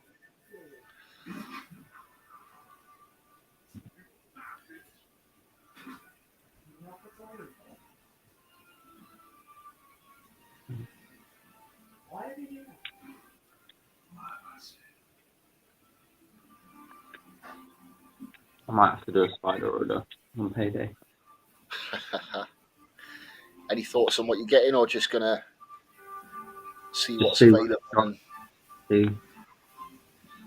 Yeah, I'm not Only allowed. one I'm reading. I'm not allowed to spend any more money for a while yet. The last few shows have basically rinsed everything we've got spare, cash wise. I'm on the lookout for Metallica. I've seen a few about. Cool. Yeah. I'll see where I can add one of them to the basket and then just see what else they've got. Yeah. I've been tempted with a female Metallica, but I've been told that we already have too many apparently, and just to grow on the ones that we've got. Yeah, like I said earlier, you've got more pokies than I've got spiders and all my collection.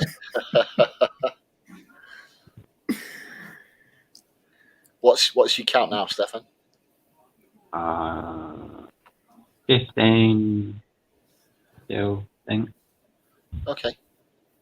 Yeah, 15 keys. I had the scorpion die, so I'm down to one scorpion. Oh. I've got the big Halloween History paint. New beetle grubs that I got. Yeah. I'm down to 2 assassin bugs. I think when both of them go, I'm going to start another communal up. Yeah. And that's it so far. Awesome.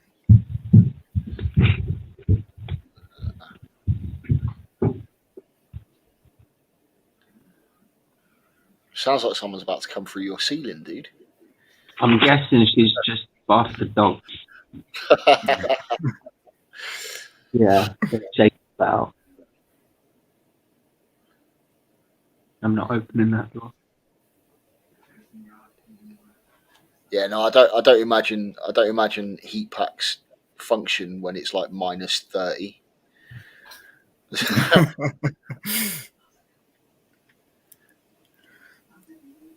It's all right if there's a little bit of a chill in the air, but yeah, winter temperatures in Canada, that's kind of heat pack's just not going to do it. And then wrapped in, your duvet cover and then probably tin foiled up and then sat in a poly box. Yeah. And you might just be able to keep it at about 0. Yeah, if you're lucky. Bring generator along, plug in heater.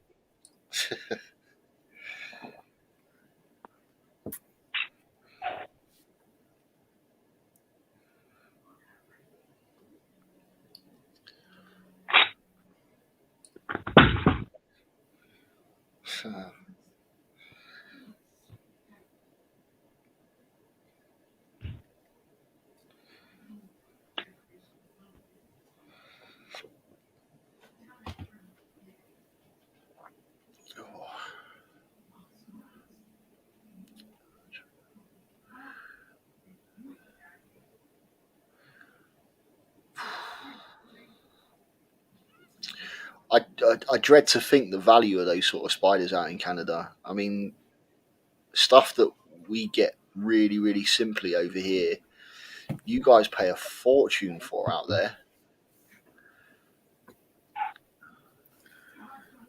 Like 4 or 5 times the amount, maybe more. Yeah.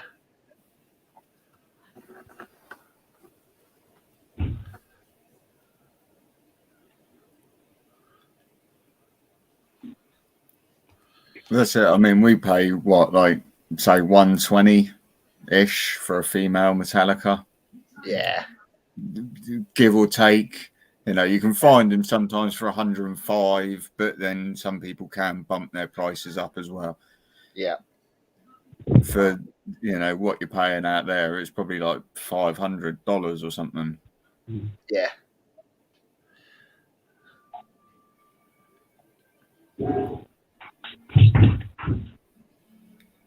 All right, $1,200 for a female Metallica.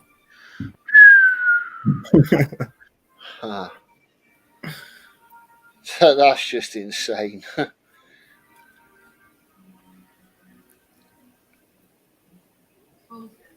An average of $1,500 for a Metallica is what they'd pay.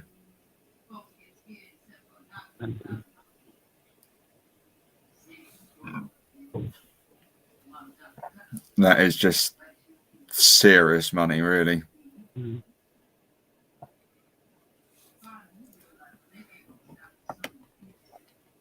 Good evening, Arachnid Inc.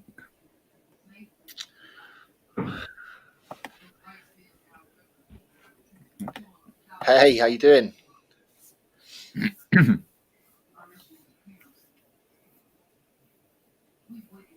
Yeah, only one I'm finding is 3 centimeter for 30 quid. What's that? What, Metallica? Yeah.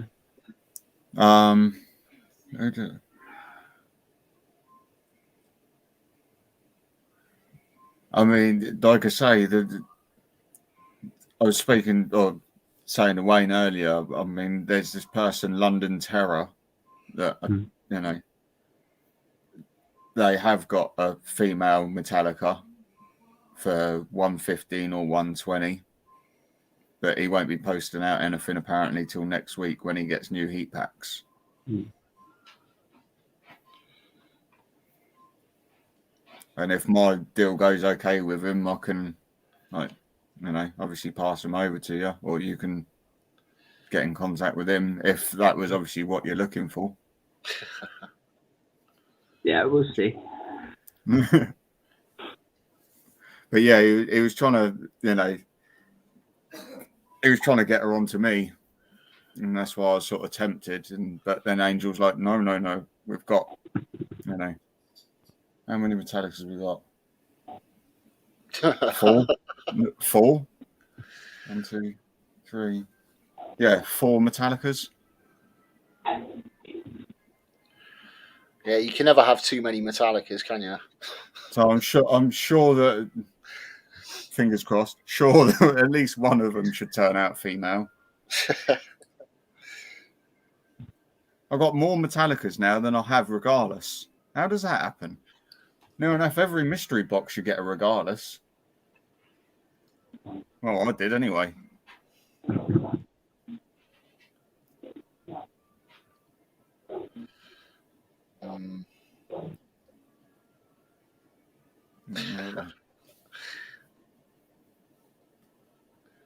Sadly, I think the only Metallica that I've got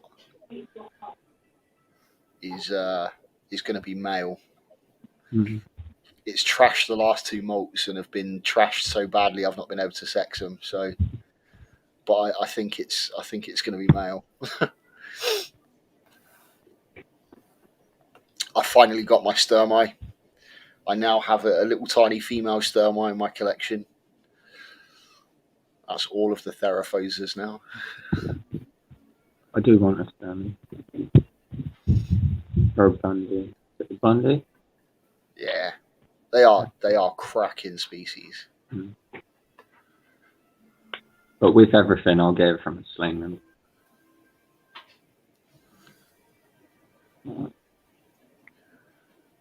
I can't be on a stream without eating something hot, so I'll eat one.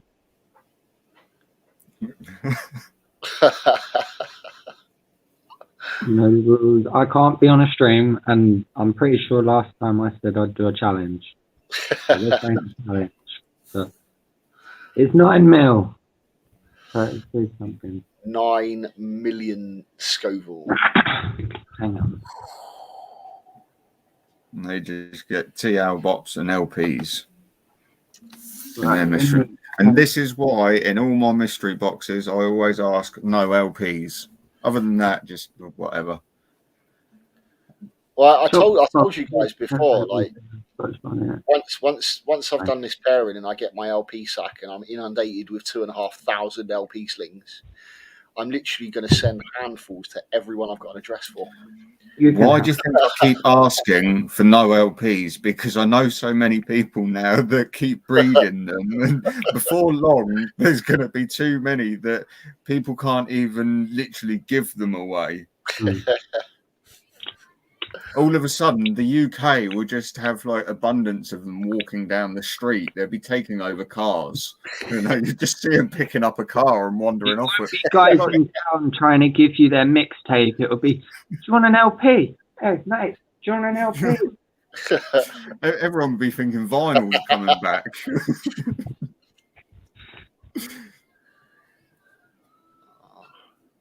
Oof.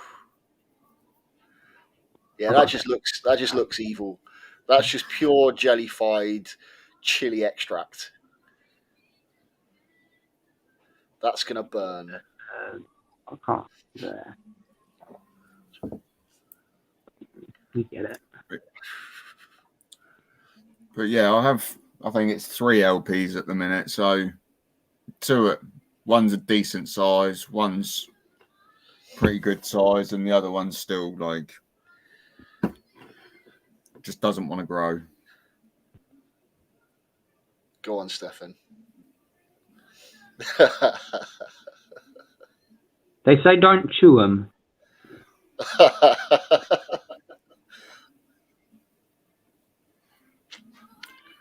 He's now realising why.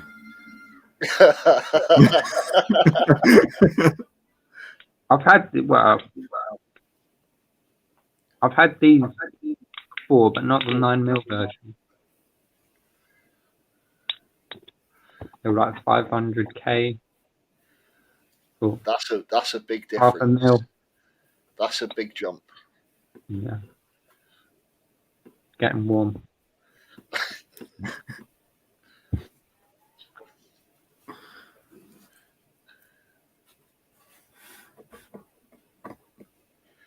Yeah, here we go. The eyebrows are starting to furrow. It's then when the hiccups start. That's There we go. The eyes are going.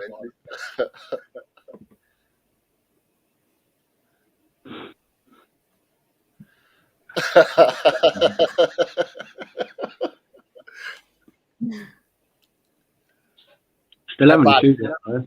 How bad is it? Not bad.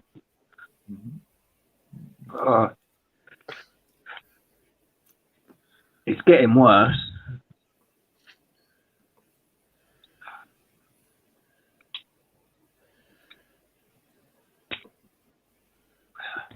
I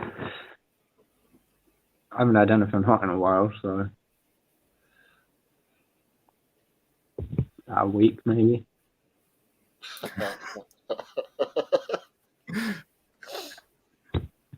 Spice tolerance is one of those things, though, isn't it? It's You got to keep on it or you lose it. yeah. I realised that after not having anything even remotely spicy for a couple of months and then going straight back into my last batch of hot sauce. It was like, that's a bit hotter than I remember it being. That and fermented for an extra couple of months.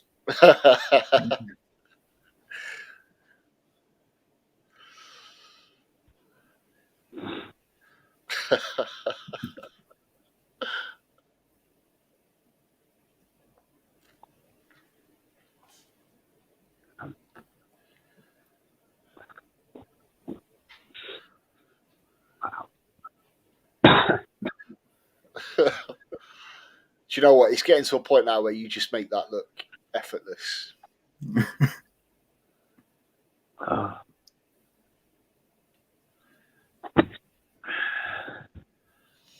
Yeah, what's in these is Chocolate Apocalypse.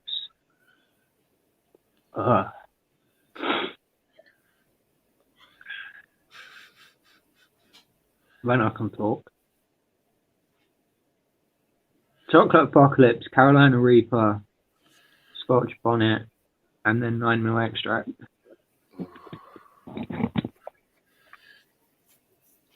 No.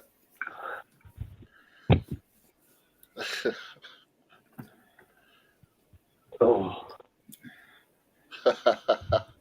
I'd much rather buy a sling than a pack of them. To be, it's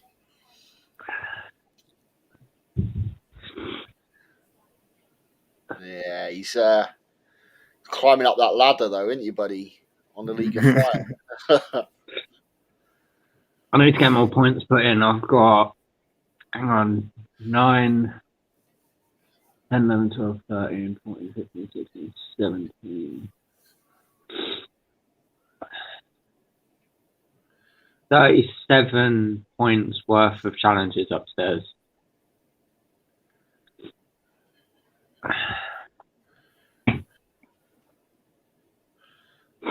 I keep saying, yeah, I'll do it. And then life gets in the way and it doesn't get done.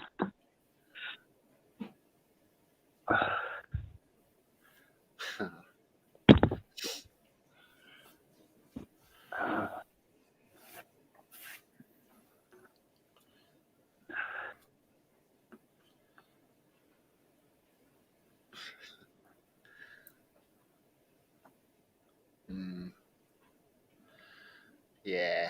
Just tingling at the tongue now. I need to make another batch of sauce soon. Yeah, I still need to get those bottles off of you.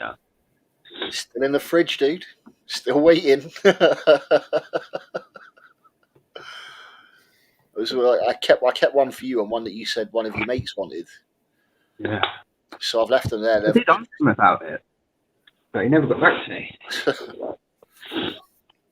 Do you know what, mate? I'm just gonna wrap them up and send them to you.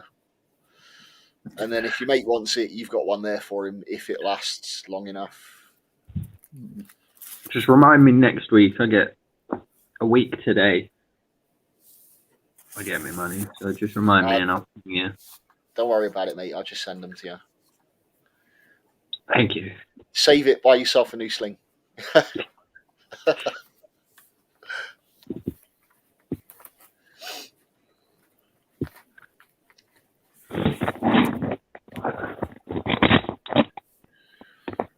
It's just about a spicy dill pickle.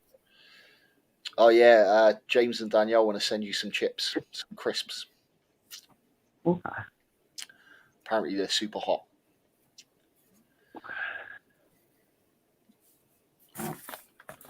Try anything hot. Yeah, Dill pickles, otherwise known as gherkins. Yeah. Oh, so we very nearly walked away from the show the other weekend with a tea Saladonia. In fact, somebody tried twisting Tom's arm into it a little bit as well, didn't they, buddy? Just a little, yeah. So I actually went back. In specifically because it was like, oh, do you know what? Sod it, I'm going to go and get one. And by the time I went back in, Christoph had sold out. There weren't none left. So it was like narrowly avoided that one. Oh, but have you seen? He has some. Oh, has he? Ah. I saw someone asking about some on Facebook, and he said, "Oh yeah, I have some." I think Scott's narrowing down his collection, and I'm pretty sure his Celadonia was one of them that he said he was trying to Yeah. part with. So might be worth messaging him, see if he's still got it. Mm.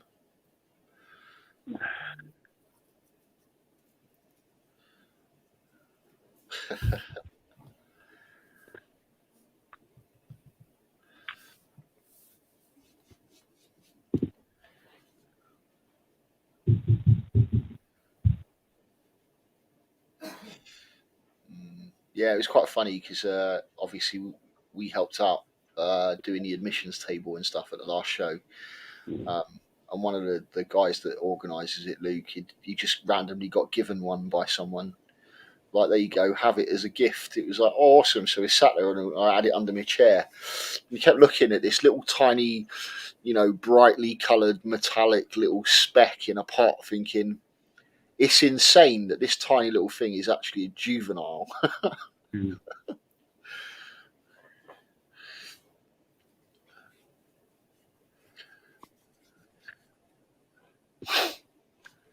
Yes.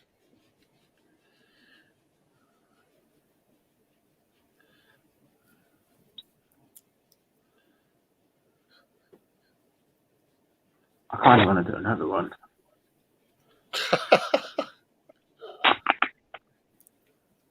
Maybe got 2 left in the bag. Got another bag upstairs. So I'm sure Wayne's mentioned about 3 times already throughout the night. One of his favourites, but yeah. So I know James and Danielle. I know what their favourites are. So it's different with me. Obviously, I've got my favourite pokey. I've got my favourite like old world terrestrial. I've got my favourite fossorial. I don't know if I could narrow down a favourite to one single species on its own. To be honest, I don't know.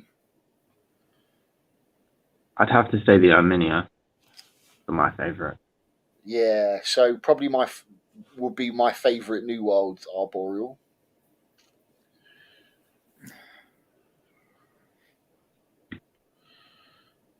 yeah, I'd have to say that it'd either be I'll be back in an a sec. Arminia or an Avic Metallica.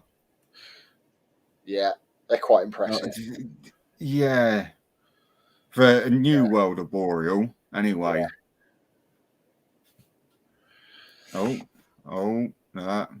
Ah, Oh, good evening. hey Francis, how you doing, dude? It's good to see you.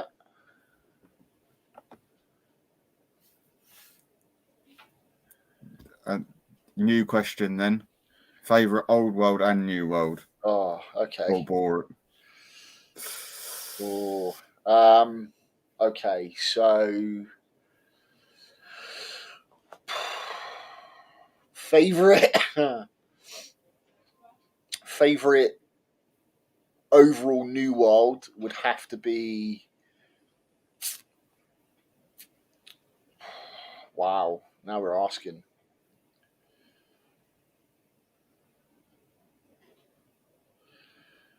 See, I've got to go with my Theraphosa blondie. It's still my favourite New World large terrestrial beast of a species. Favorite old world. Wrong one. Oh, look at that. That's smart.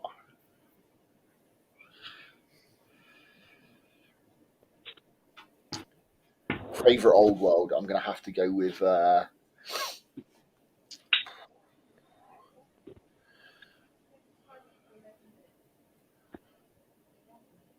Chilobrachys species, electric blue.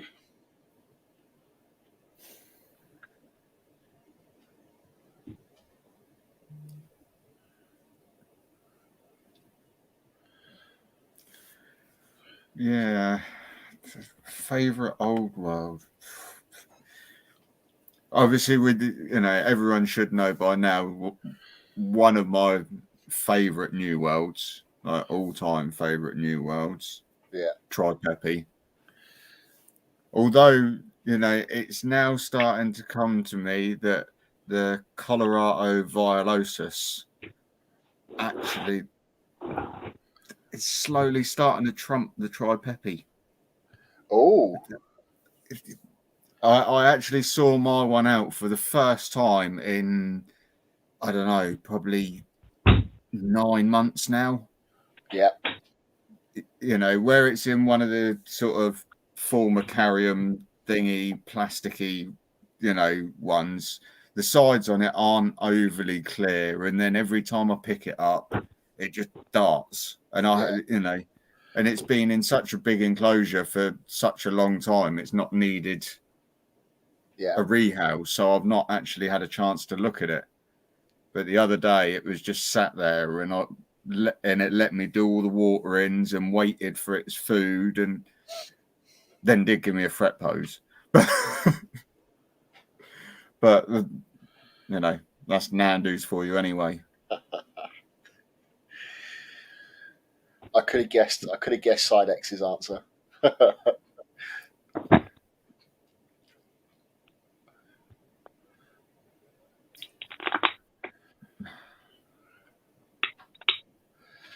Oh yeah, Cereopagopus paganus. That's a nice old world species. Stunning, absolutely stunning.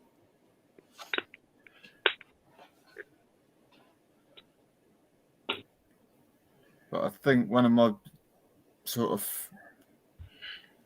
I'm being a little bit biased, but favorite old worlds is Ornata.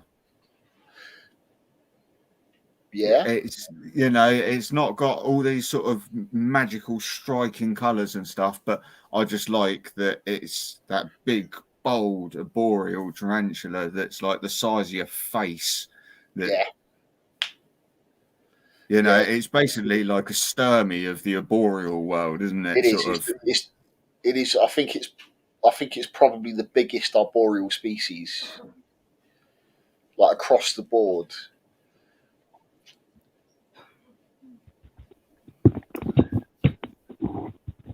But yeah, I just like it for that fact. I think it's just that it's like monstrous. Yeah. So you want that catch cup to go over me? No.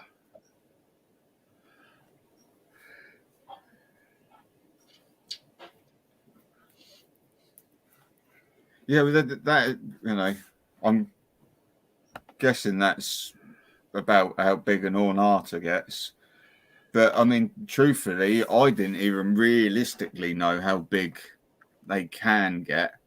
And then sort of like obviously started looking around and finding pictures and talking to people, and it's like, well, it's the crazy thing, isn't it? Because you see like a Regalis. Regalis is a big old world arboreal species, and they sort of top out a good 8 inches on average. Some will reach closer to 9. But that's a monster of an arboreal species. But then you look at a fully grown large specimen of Ornata, and it's on a whole different level. It's like the chunkiness of it as well, isn't it? Sort of like they've got more. It looks like they're just sort of like a lot more stocky, if you wish. Yeah. It's almost like you could tattoo something on their leg and it'd just be like,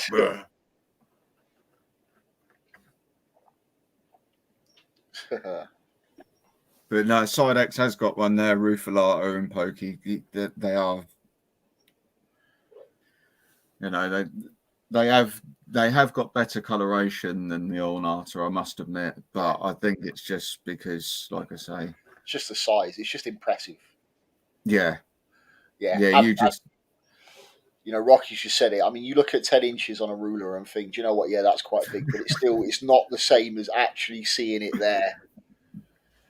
well, that's it. You know, you hold out your hand and it's bigger than your hand, and you sort of think to yourself, well, even if I wanted to squash it, I'm going to have legs trailing out everywhere from it. I mean, obviously, we wouldn't think about squashing it, but, you know, I'm just.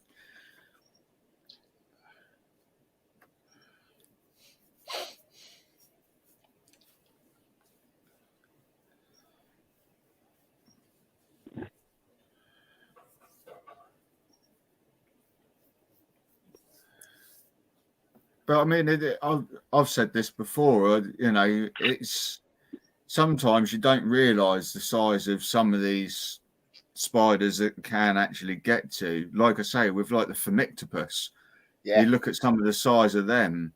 It's like, or the Panthobetus, you're getting like a 9-inch spider, and it's like, yeah. Where did that come from? But and with them as well, it's that they can grow like an inch in a molt. Yeah. You know, there'll be like this tiny little thing, and then all of a sudden it's like this juvenile, and it's like, you have only had one molt, haven't you?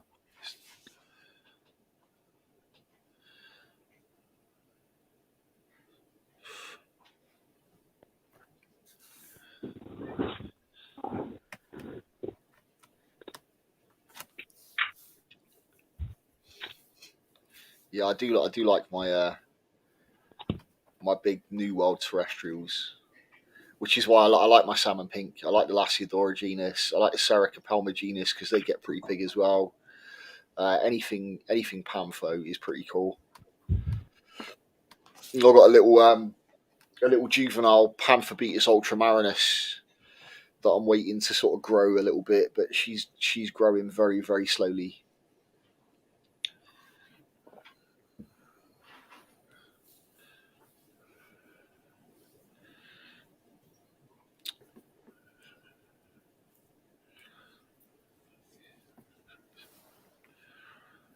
Yeah.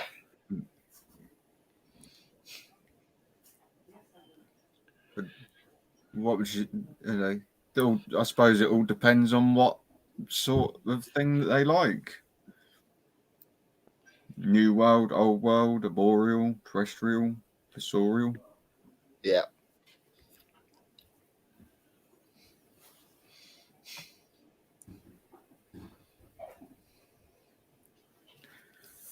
I mean, I'm still tempted to get one of the another one of the LSD Earth Tigers, whatever it is, the Diamant. I can't even remember. Yeah.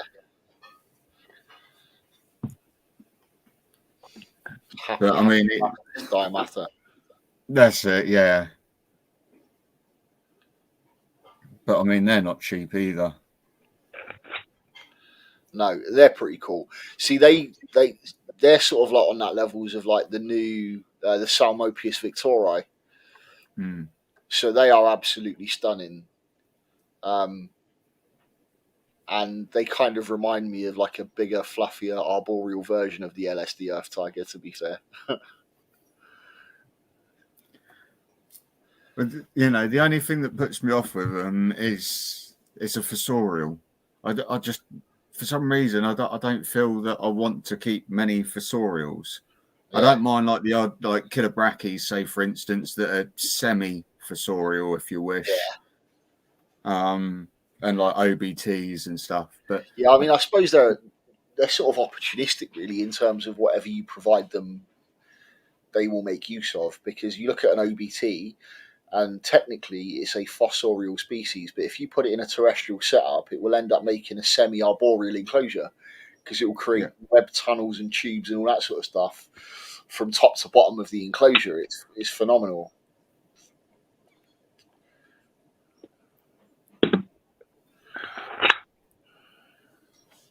But yeah, I mean, this is what I was thinking as well. Is that even when I was looking through most of my stuff the other week, I don't actually own an awful lot of fossorial tarantulas. That last post from Sidex.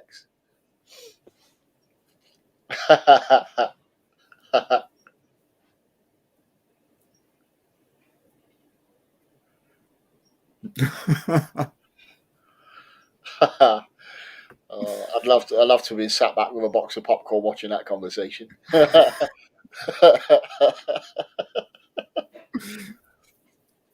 But admittedly, the guy at work, I mean, he's been keeping his. He's now got 3 left, 3 tarantulas, and he's been keeping on and off for, I don't know, about 14-ish years now. Yeah. But he's never had sort of more than about 20. And he said exactly the same thing when I said about getting into him. He was like, because I said about like the venom and stuff. He said, well, nah, they just all kick hairs, don't they? I was like, not quite. It was like, well, what do you mean? I was like, it goes into a little bit more of it. And you've been keeping stuff for like 14 years? Just saying. You know what? You've just gone and bought it and just gone, yeah, all right, whatever. Yeah, Rocky's just said on there, if it's said on the internet, it must be true. It's like if it's on TV, it must be true. If it's in the Daily News. Oh.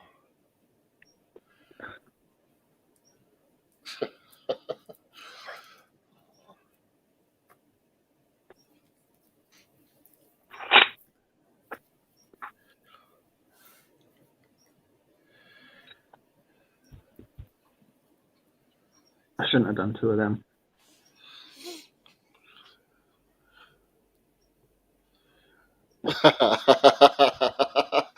Oh, what was Eb's response to that?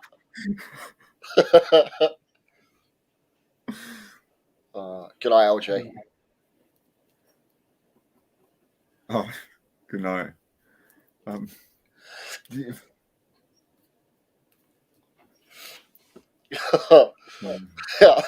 Eb's was like, right, hold my drink. Earrings off.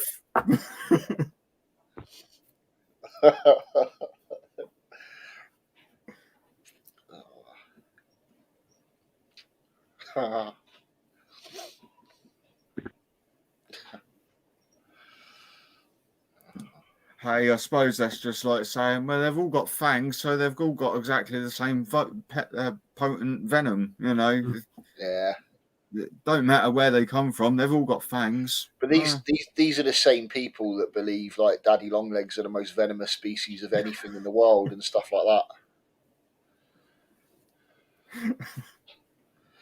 The amount of people that I have that conversation with. Hey, Em. So what was your response to that then?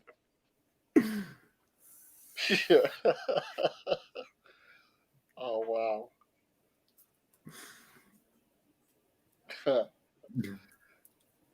Yeah, and you do get, because obviously people at work, when they find out that I keep tarantulas and stuff like that as a hobby, and they start asking questions like, so are any of your tarantulas poisonous? I was like, well, I've never eaten any to find out. And they're like, what? They don't understand the difference between poisonous and venomous. Thank you, my darling. And then you get is it true that the daddy longlegs is the most venomous species of spider in the world, but they don't have fangs strong enough to cut through your skin? Like, no, it's not. But I read it somewhere on the internet. Yeah, but it's not true. Yeah, but I read it somewhere. It was on the internet. It's not true. Right, my tablet's going to die, so I'm just going to switch over to the phone quick. Okay, mate. No worries. Oh, dude. Some people, you know, but that's the thing. Like most people with me, just it's the opposite way. It's like, so what do you do? Well, I keep tarantulas. Oh, all right. And that's it. That's then ended conversation right there and then. That's it. Oh. Even my boss is just like, well, why have you got that many? So just because I can.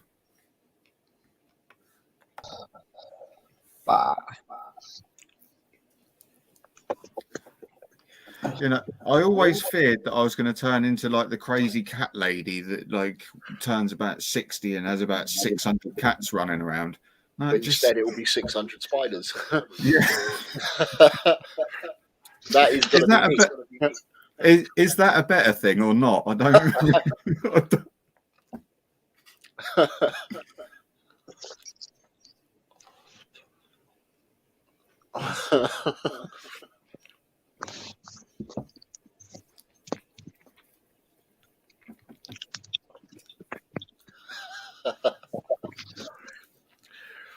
Oh, wow.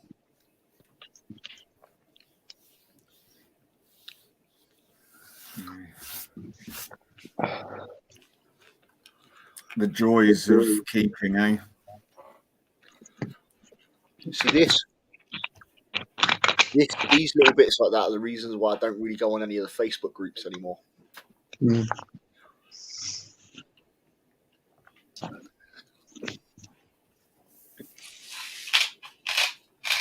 As I say, generally for me, I just use them now just for searching for stuff. If I'm on the lookout for something, I just literally use them just to browse through and just see if someone's got something that I want or I haven't got. Like with Christoph, with the pokies, you know. If I wasn't in the groups, then I wouldn't have seen them.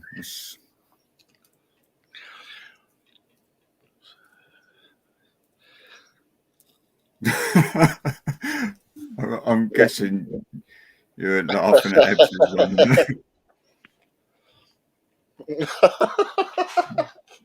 But why has it only got half of its legs? So and this reminds me of the Brighton show that we were just at. We sat on the front desk and somebody came out absolutely astonished because they'd gone up to one of the stands and like looked into it and gone, "Oh, I don't think it's a good idea you keeping the centipede and the cockroach together. They're not going to get on." And the guy on the stall had to explain that the cockroach is the centipede's food, and apparently this person was absolutely mortified.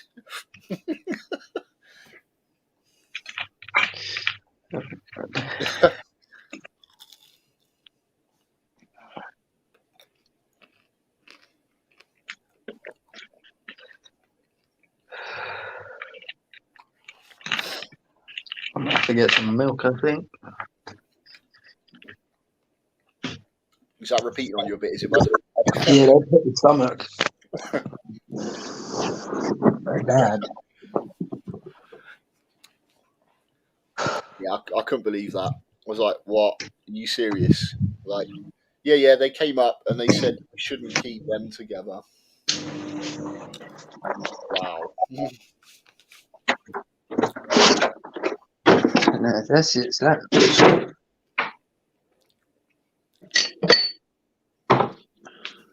We haven't done that in a while. What's in my cupboard? Oh, that's it. Yeah, we have for a while, have we? We need to create a little jingle for that,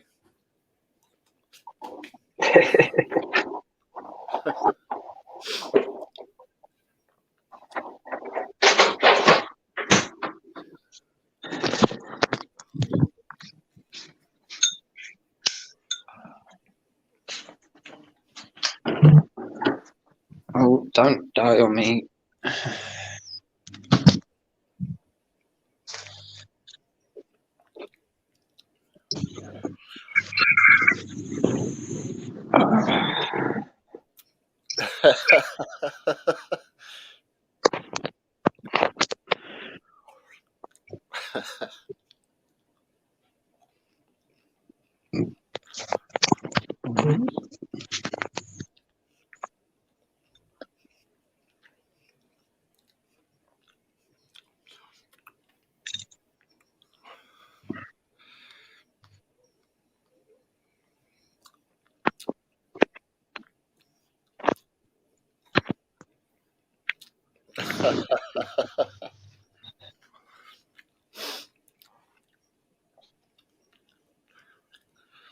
I can imagine that, Ebbs.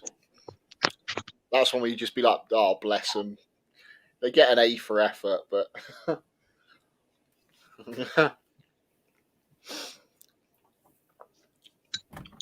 yeah, no, that's very true, Sidex.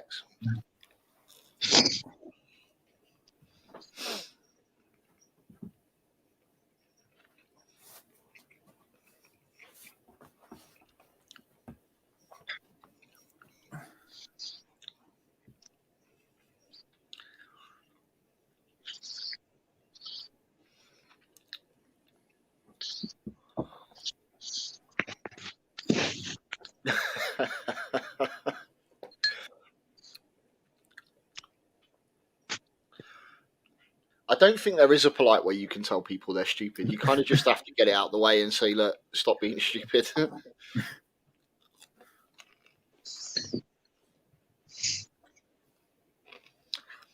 And most of the reason for that is if you try to tell somebody they're stupid in a polite way, they don't understand what you're saying.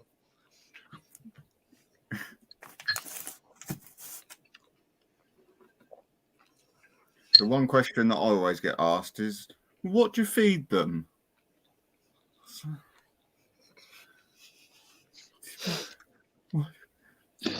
What do you, vegetables? Funniest one I've ever had was my mother-in-law. She won't come in the house because of the spiders, but Mrs. was saying to her, "Don't worry, they're like all in our room." And she was like, "What? You just have them all roaming around?" Yeah. Yeah, they don't bother me at all at night. You know, Just wake up and oh, hello. it's curled up at the end of the bed like a dog. Mm.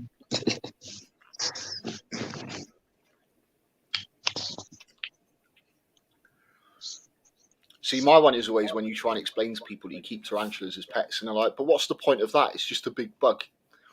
It doesn't do anything. You can't interact with it. I was like, but if that's the case, what's the point of keeping fish? Yeah.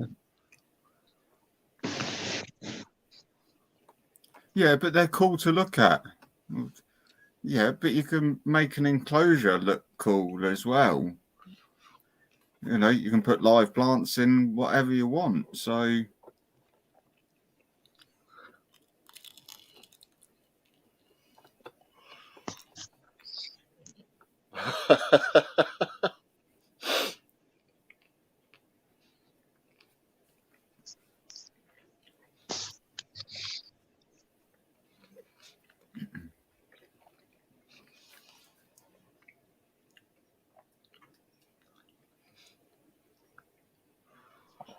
but no, it's true. You know, most people, the reason that they don't know is because, you know, we're not educated in this country on stuff like this. You know, there's reptile shops few and far between, and tarantula shops are even few and far between. So, I mean, my pets at home have still got tarantula leaflets in, and in them have still got the to have a sponge in the water bowl. If you look at the little spiderling water bowl sets that you can buy from Exoterra, they still come with a sponge in the pack.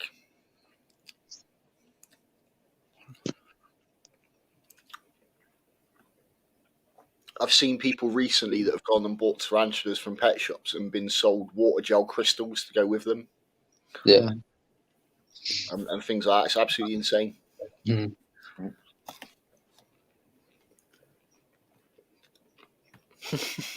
I mean, it could work. You'd have to find out what pizza it liked first, though. The live cockroach covered kind. With no base.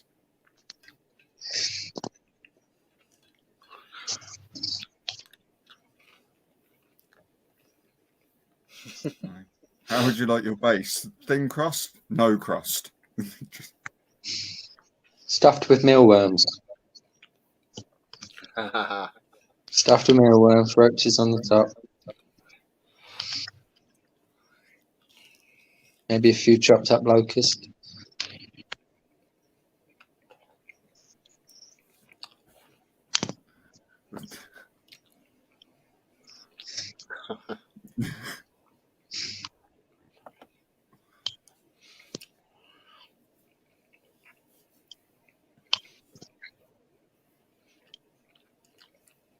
Mealworm pizza sounds delicious.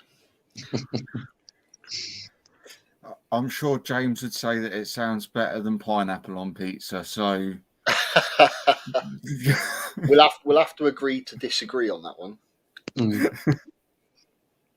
See, I'm a yes. Pineapple on pizza. Yeah, same here. That's it. I think he gets outvoted every time, doesn't he? Every time. We will convert him eventually.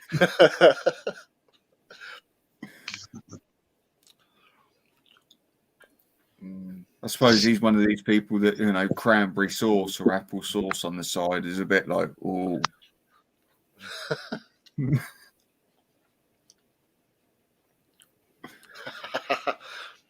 Ebbs is a no pineapple kind of person. What if your GBB is? You're gonna have to trade it in for a new one. I've got pineapple on black olive.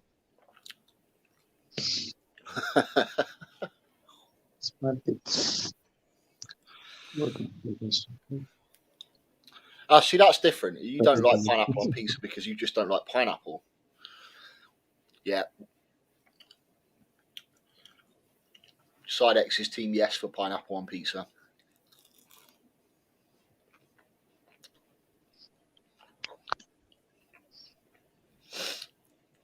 Half and half.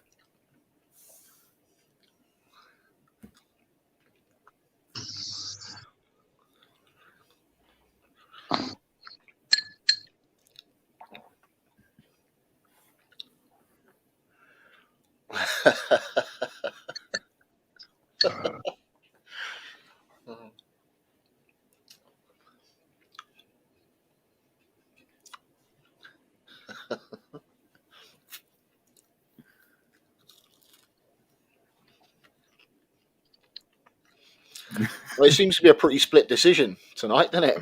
Tonight it does, yeah.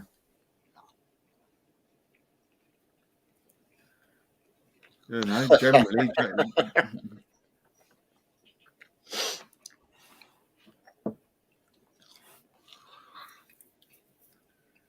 Tom, what are you for or against?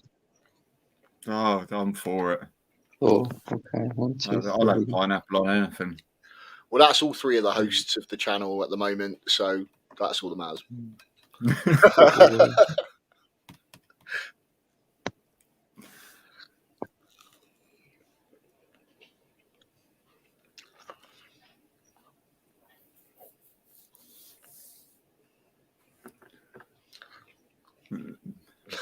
I don't think there's not an awful lot that I wouldn't have on pizza, so.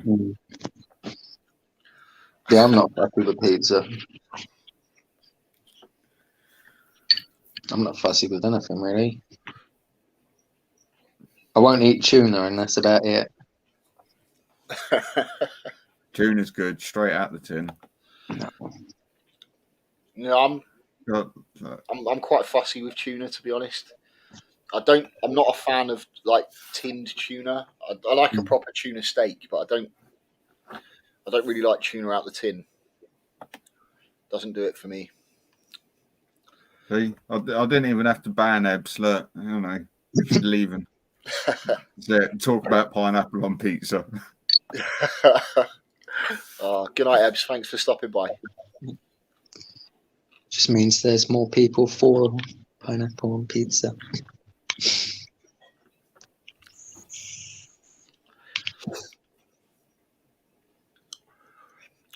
Yeah, no fish on pizza. Although I used to quite enjoy like anchovies on a pizza.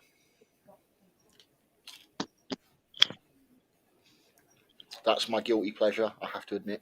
No, I couldn't.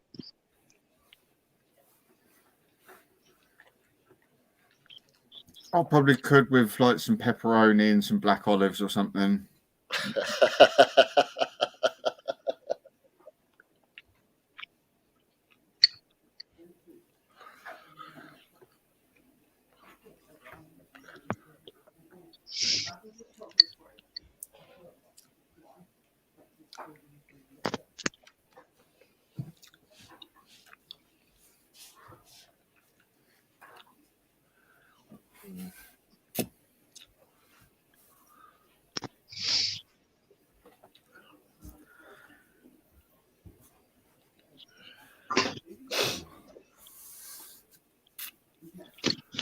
So what would you say was like the strangest, weirdest, or worst thing that you've ever eaten but secretly enjoyed?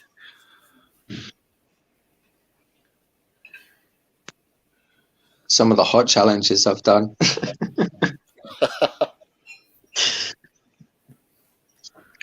I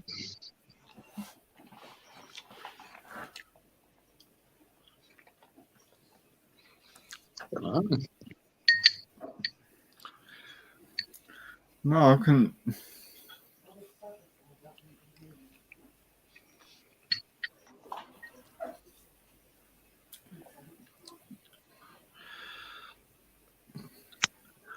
I don't know.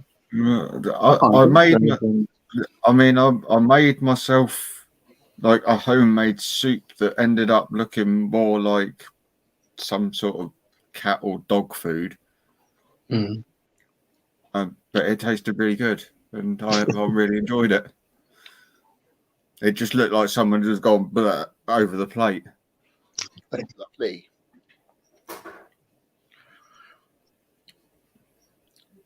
So LJ's eaten tarantula and scorpion in Korea and China.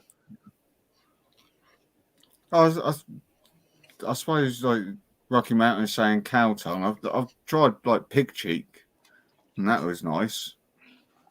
Yeah. I did try chewing on a pig's ear once, one of the dog treat ones. That weren't very good though.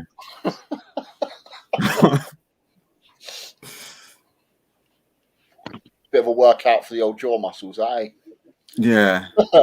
So, admittedly, though, some dog biscuits are all right.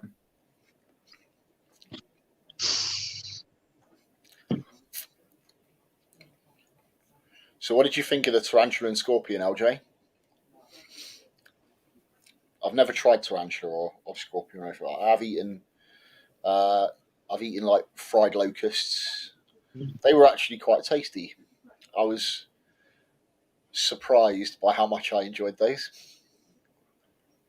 Chocolate covered honey pot ants, that was quite interesting as well. I got one of the I'm a Celeb chocolate sets a few years back. It was like mealworms, crickets, and something else. I can't remember. Yeah. I've got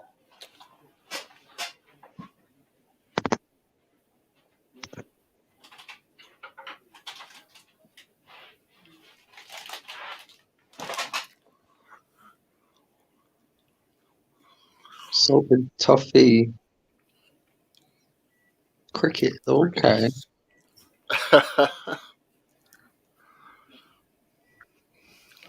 That's interesting. Yeah.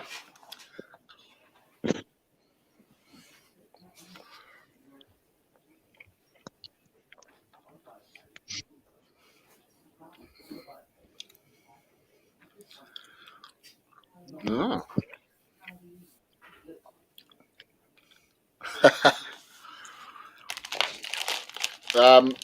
My mum sent me these. I have no idea where she got them from. But if you search them online, there's plenty of places you can buy them. There's a whole company that do this sort of stuff. It's supposed to be like a new protein-based sort of snack that they're trying to introduce to people.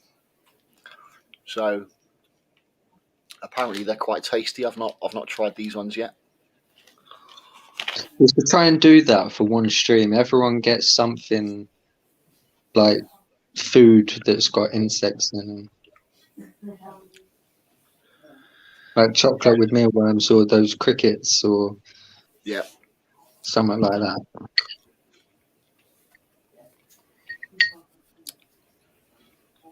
Yeah. Yeah, this is definitely supposed to be more eco-friendly food. That was the idea of using more things that are sustainable. That's the key word, and it's sustainability. Yeah.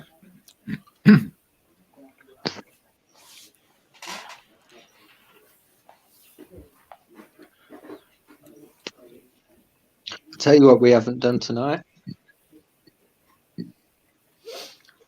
No, we haven't. What's that? What did What Wayne's everybody doing right now? do?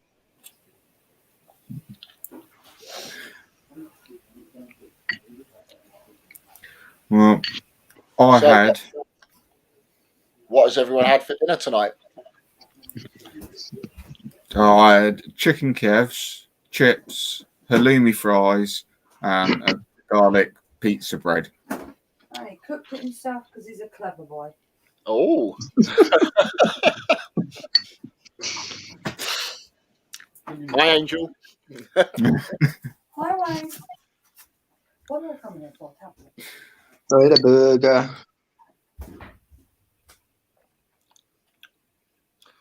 Sidex had chili. Oh. And Moon is back. Welcome back, Moon.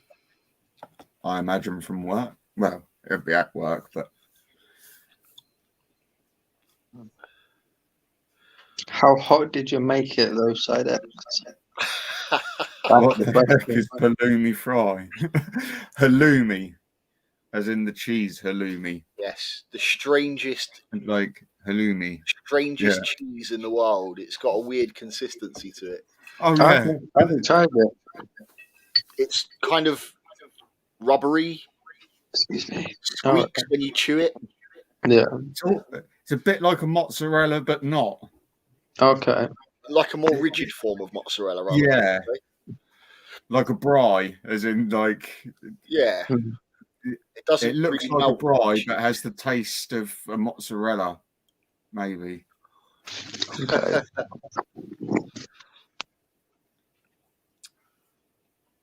LJ's not a fan. I like halloumi. So actually, what I would class myself as quite an avid carnivore when it comes to my diet and stuff. But when Burger King started doing the halloumi burger, I went through a stage of getting that from Burger King each time. Yes, that's exactly what it's like. Squeakers, yeah. So yeah, it's almost made from pure cheese curds.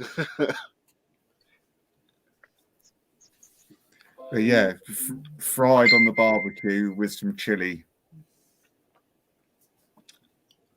Yeah. It's-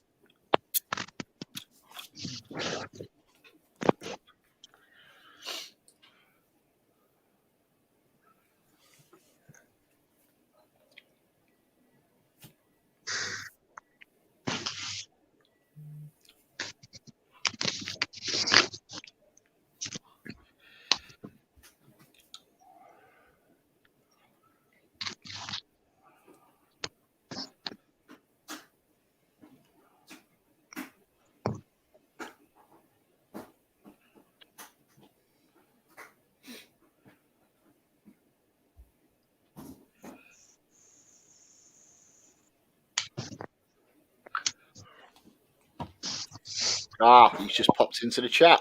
James is here. Just messaging him back on our group chat saying that he was still going if you want to jump in for a bit. Hey dude, how you doing?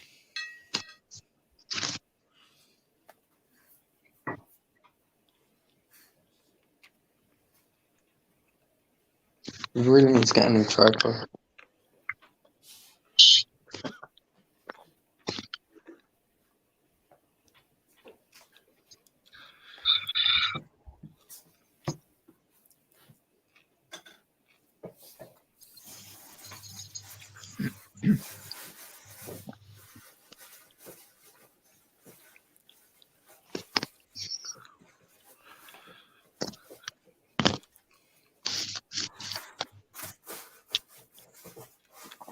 Oh, well, James, you've just missed the question. So come on then.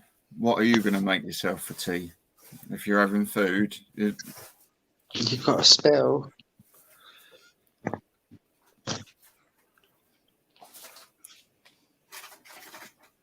although I haven't seen Danielle squeeze in what they were having. No.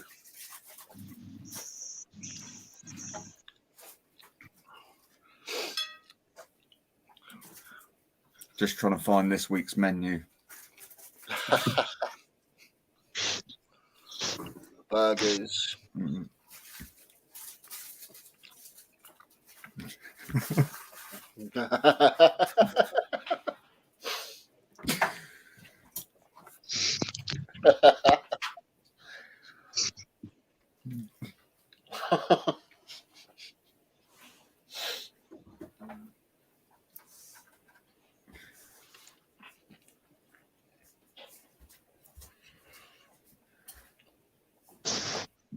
Don't worry, James. There are people feeling your pain with it.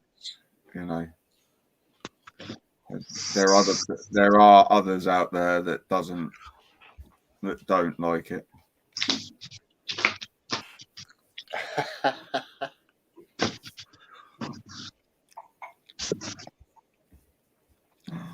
Oh my. Yeah, but that was probably like slow cooked for about 6 days with homemade beef, you know, chopped that same day. And Yeah. It's not going to be like, you think of freezing a bit of chili, you think of like a random jar of chili sauce and a bit of minced beef.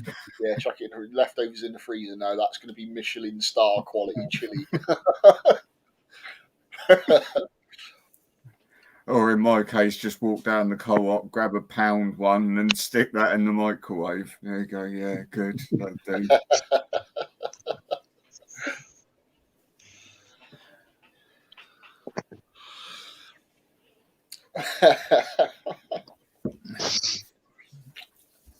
That's, you know, but I suppose this is the problem with being back at work now and stuff. You know, they might not have all this time that they had in lockdown.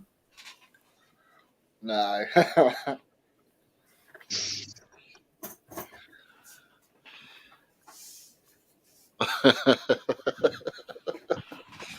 Yeah. Yeah, exactly as you imagined it to be. The world's best homemade chili.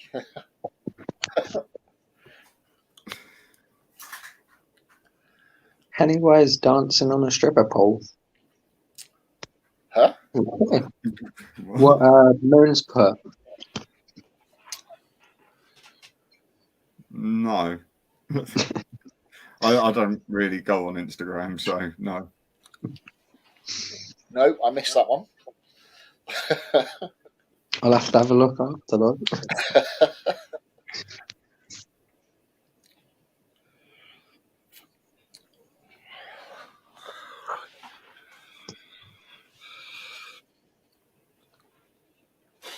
I mean, there's just got to be something about growing on your own cattle, butchering your own meat, producing it all yourself, and going straight from pasture to table. You can't get fresher than that, can you? No.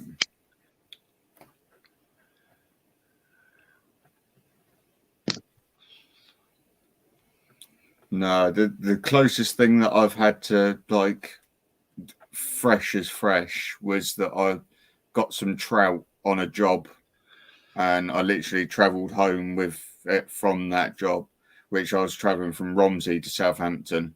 So you're only talking like 40 minutes down the road. Yeah. Got home and it went straight in the oven. Mm. So that was as fresh as I've ever had anything. Yeah. But everything else, obviously, is just all shop bought, and it was been frozen for about 2 years. And yeah, I mean, even if you go to like over here, if you go to like your local butchers to get fresh meat, it's generally not that fresh. To be fair, no. You know, unless you're waiting outside the door of the abattoir for it to come out.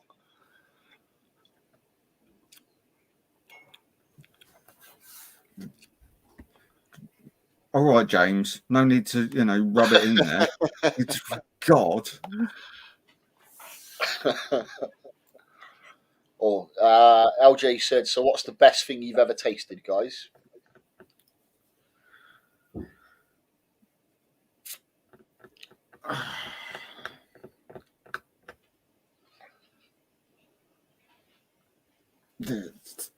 I don't know, because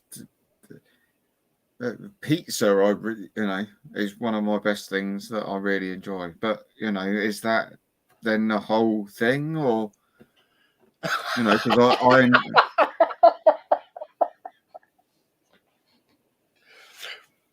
Brilliant. All right, it's late enough for that. We're Yeah, brilliant.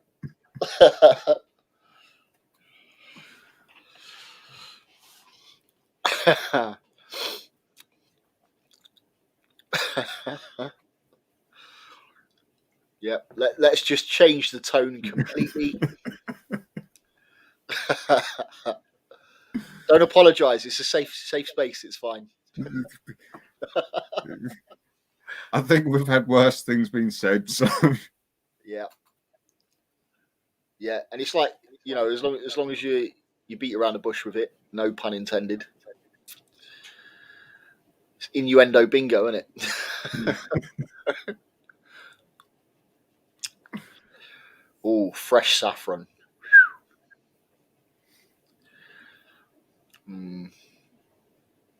I don't know. I'd really struggle to try and pin that down. That's something I've never actually tried, to be honest.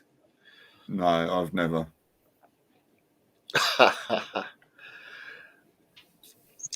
Yeah, agreed. There should never be any bush. What did I miss?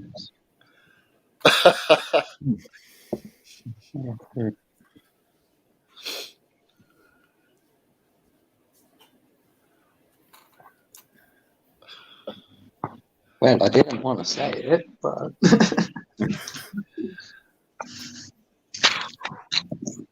are we talking food or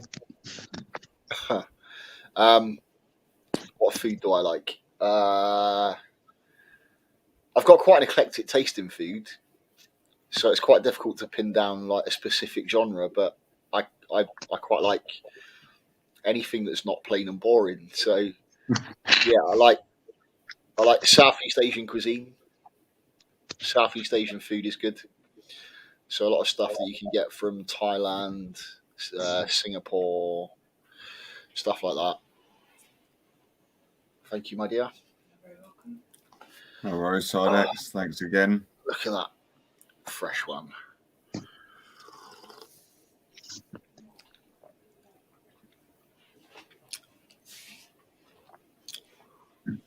excuse me? Yeah. I don't know. I just generally like anything that's got meat with it. Is that wrong? Yeah. Yeah, most of the food that I eat has got some form of meat in. But I do cook some good vegetarian dishes. Sarah went through a stage of being vegetarian. I'd make bacon too much. Oh, that sounds amazing. Traditional Mexican sweetbread. Mm.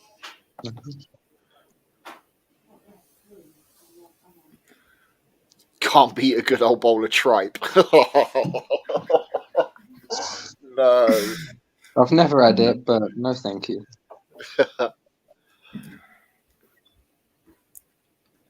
Most of us don't even feed it to our dogs anymore. So.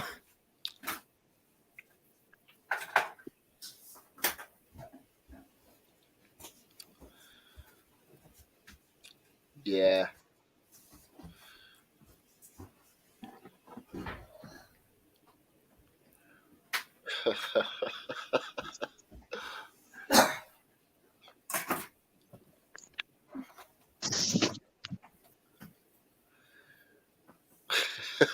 It's a very nan thing to eat tripe, isn't it? To be fair.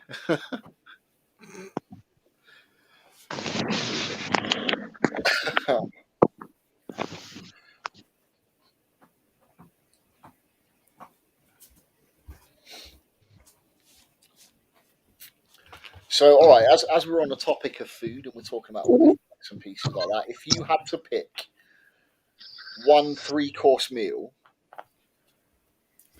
that you had to live on for the rest of your life, what would those 3 courses be? You can have a starter, a main course, and a dessert. What would you pick for those 3 courses if you had to eat it every day for the rest of your life? Nachos, surf and turf, and probably a salted caramel cheesecake.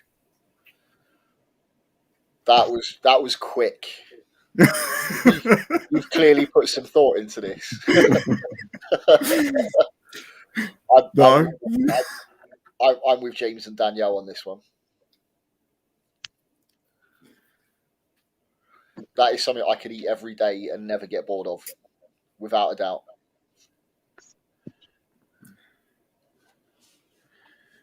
Ooh, a bit of Korean bulgogi, yeah, that works nicely. Chili, You know, surf and turf includes the steak, so yeah, I suppose, yeah. It's a bit of everything in that, isn't there? exactly. You get basically a mixed grill with some like prawns or something on the side. So Well, it's usually prawns or scampi or something, isn't it? yeah.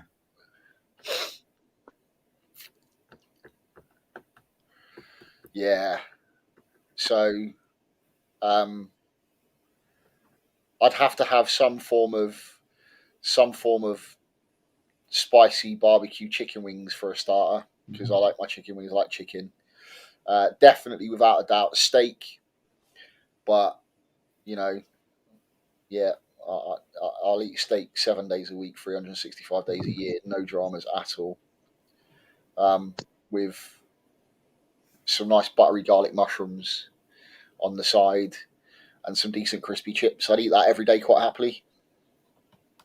And then for dessert, I don't know.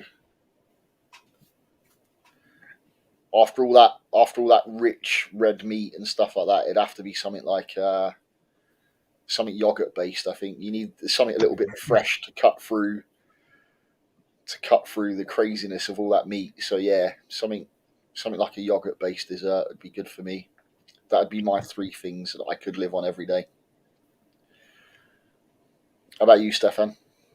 I don't know what my start would be, but Hey, Scott. a full English breakfast. The dessert,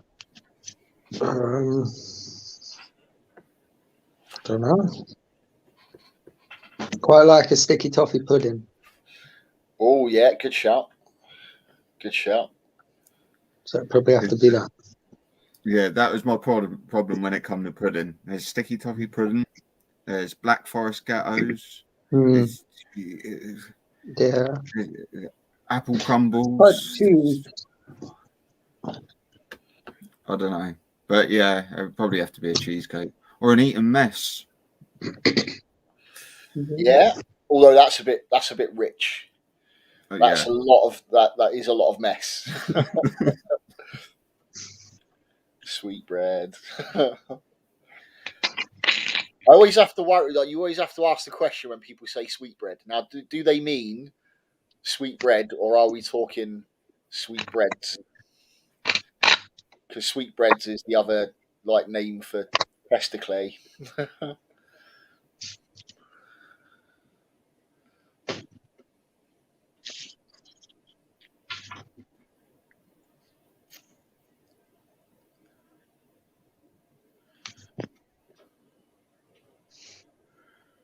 Concha, yeah.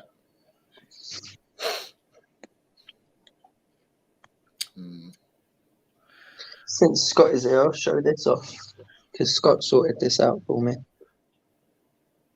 Oh, awesome.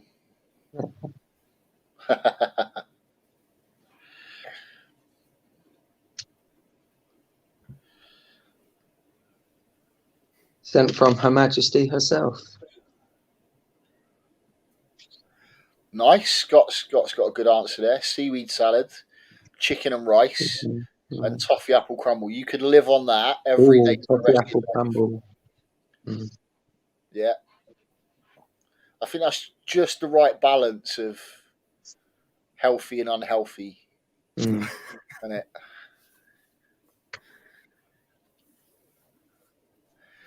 Yeah, you could probably eat that and get away with it. For me, I just don't feel there's enough.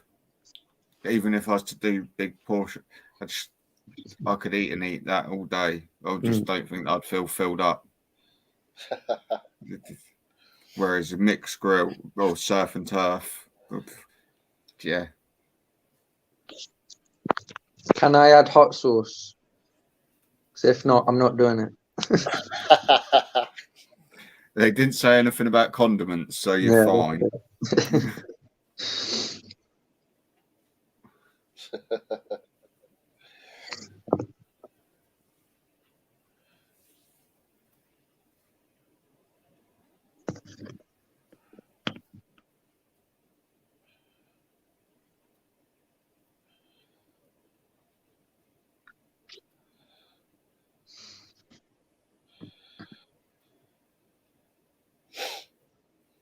Scott missed my burn.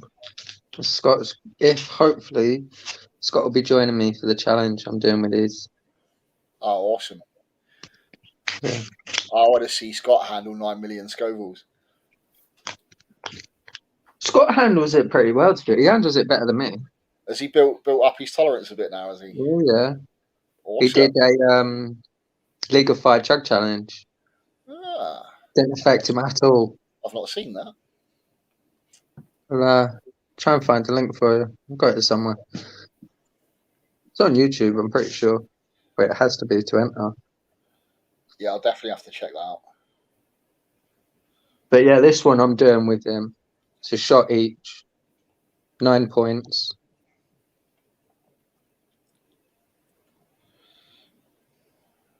Out of a 5 rating of chili, it is an 8. Oh. 2, 4, 6, 7, sorry. 7 was bent over like a bitch. Yeah, I was. The cramps were something else.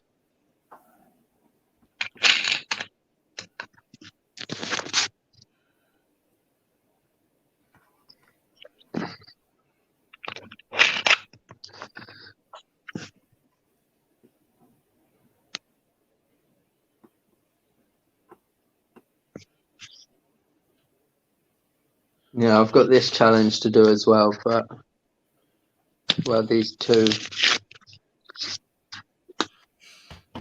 Awesome. Spider related. So I had to.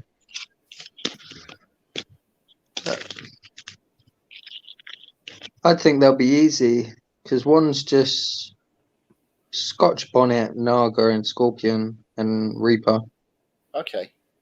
And then the other's the same, but what one is it? It's got extract in, but it's only a little. I think it's only like 1.5k. Okay. Or 1.5 mil, sorry. That's still pretty hot. Still hot, yeah, but maybe a walk in the park compared to that gel razor. That was 9 mil.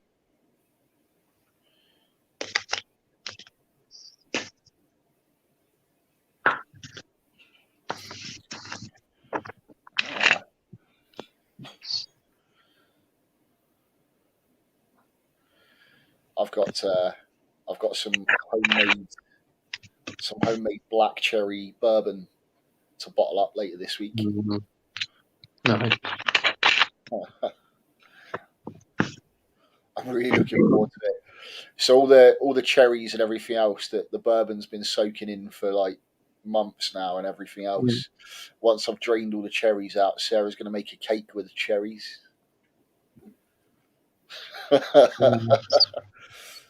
This is going to be lashings of bourbon-soaked sweet black cherries in a cake. I'm so looking forward to this. Almost as much as I'm looking forward to drinking a black cherry bourbon. With a shot glass sat next to it for the bourbon, yeah. So no, I think this one, because of it's obviously it's going to be quite rich, it's going to be quite sweet. So I think this is one that you would have to small amount poured over ice and just sip it slowly. I think it'd be too sickly to sit and do shots of.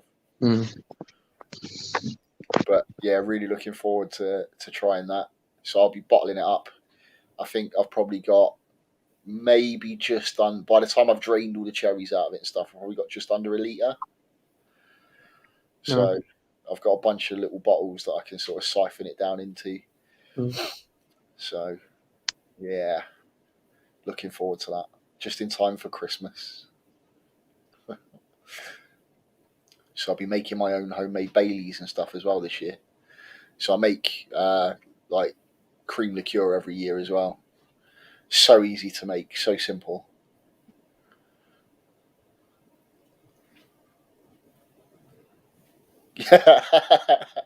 James has just said you'll get pissed from a pastry. That's the plan. That is absolutely the plan. Sitting there eating cherries and it's Woo! hello. Boozy fruit, you can't beat that. Yeah, you imagine the fruit cake you're going to make out of those though. Yeah.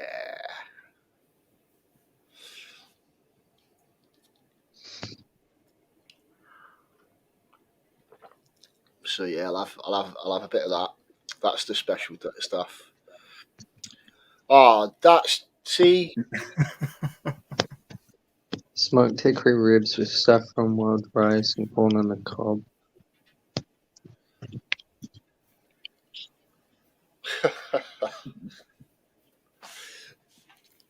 it's like, yeah, do you know what? I'll see your leftover chili and I'll raise you. Ta-da!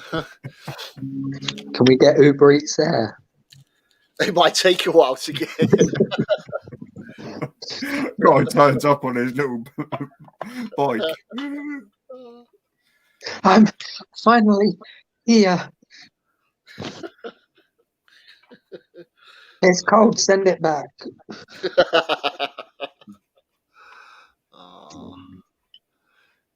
Scott Adamakis.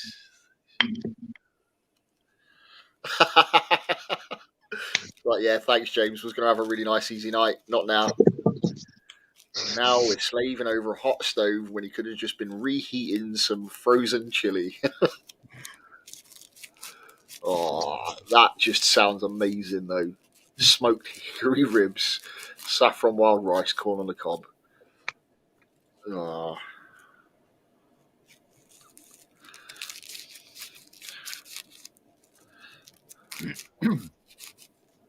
It's what happens when you get a barbecue pitmaster and a super talented chef living in the same house with all their own cattle and everything else. It's just like, it's not fair. It's like we were saying earlier about you and Steve with your builds. You know, they just, you know, it's almost like, you know, they just walk outside and just kill what they want and walk back in. Oh, you say that, you know what? Farm work's hard work, like. No, it is, yeah. So to be fair, they earn the lifestyle that they live with their food and stuff like that because it's hard work. So you've got to enjoy the little pleasures in life when you can do that. So.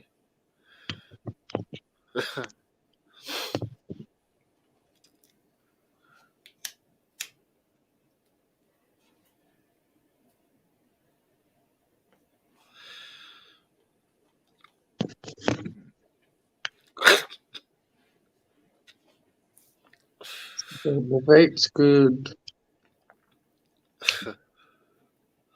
It's lychee. Lychee, strange flavour vape. Really nice.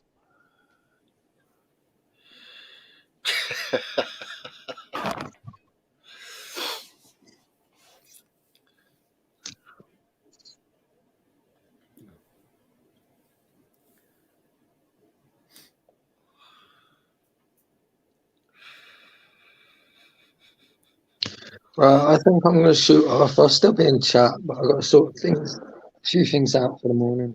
Yeah, no worries, dude. So I'm going to jump off here. Always a pleasure to have you on. Yeah. Always good to come on. I think nice. next time I will do a challenge, Cool. depending on what's going on, if you guys sort anything out. Yeah, I think next week week after is my stream in it, so we'll be streaming from my channel then. So I'll give you a shout and I'll fire the link across to you, same as usual. Yeah. Sweet. Awesome. Right. Take care, dude. We'll see you in the chat in a minute. See you soon. See you soon. Bye-bye. I was just thinking the same sort of thing myself anyway. What time is it? About 25 past 11. Ah, okay. Yeah, it's starting to get time, isn't it? I think it's just where we started a little bit later, isn't it? That Yeah. Yeah. My fault. My technical difficulties. You were ready to go on time. I wasn't. I was late. and for once, the internet this end's been all right as well. So I know. I was going to say, it's like, have you upgraded your internet recently, or is it? no, just less wins. Sunday here, I don't know what it was like by you, but here Sunday morning was horrendous. We had trees down and all sorts. Yeah, it was terrible here. I mean, even yesterday, like I said to Angel, where I was, only sort of 35 minutes up the road, I had hailstones the size of peas come at me for about 20-25 minutes straight. And I said to Angel about it, and she was like, no, didn't get any of that.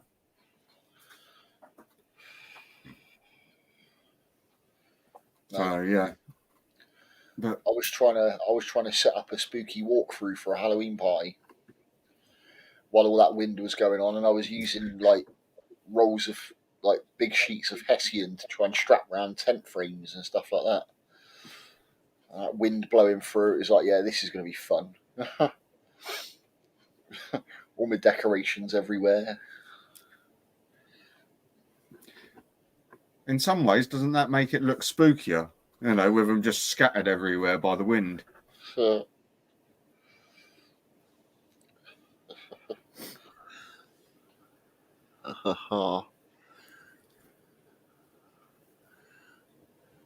Ooh.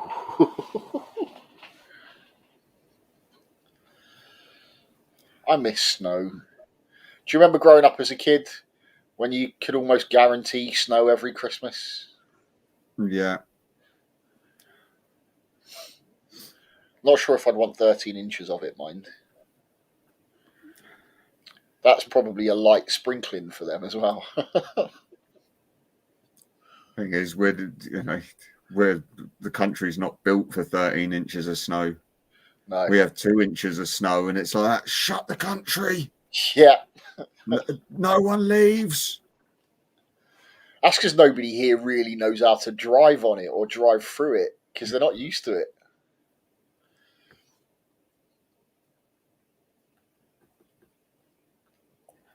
No, I mean, obviously, a couple of guys that work for us were Polish lads, and they were saying 1 year it was that bad that they were driving over the top of cars that they didn't even know were there. It wasn't till all the snow had like melted, in like the February sort of March time. You know, they were driving down the road, and it's like you could just about see the top of this car all of a sudden coming out of the snow, and it's like, I've been driving this road backwards and forwards for like last 3 months, not even known. Oh, God.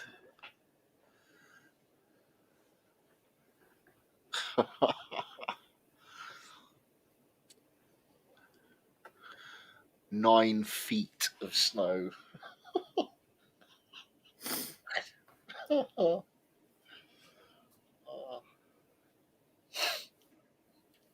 Yeah.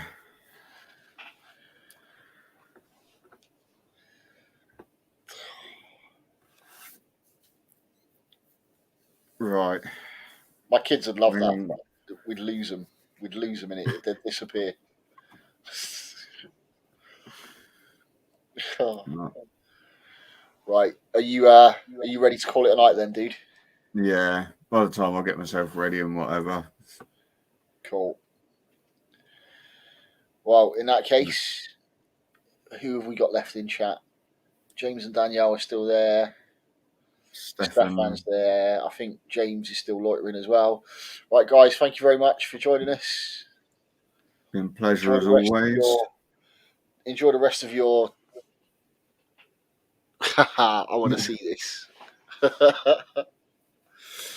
5'2" in 9 feet of snow. I've got to see this.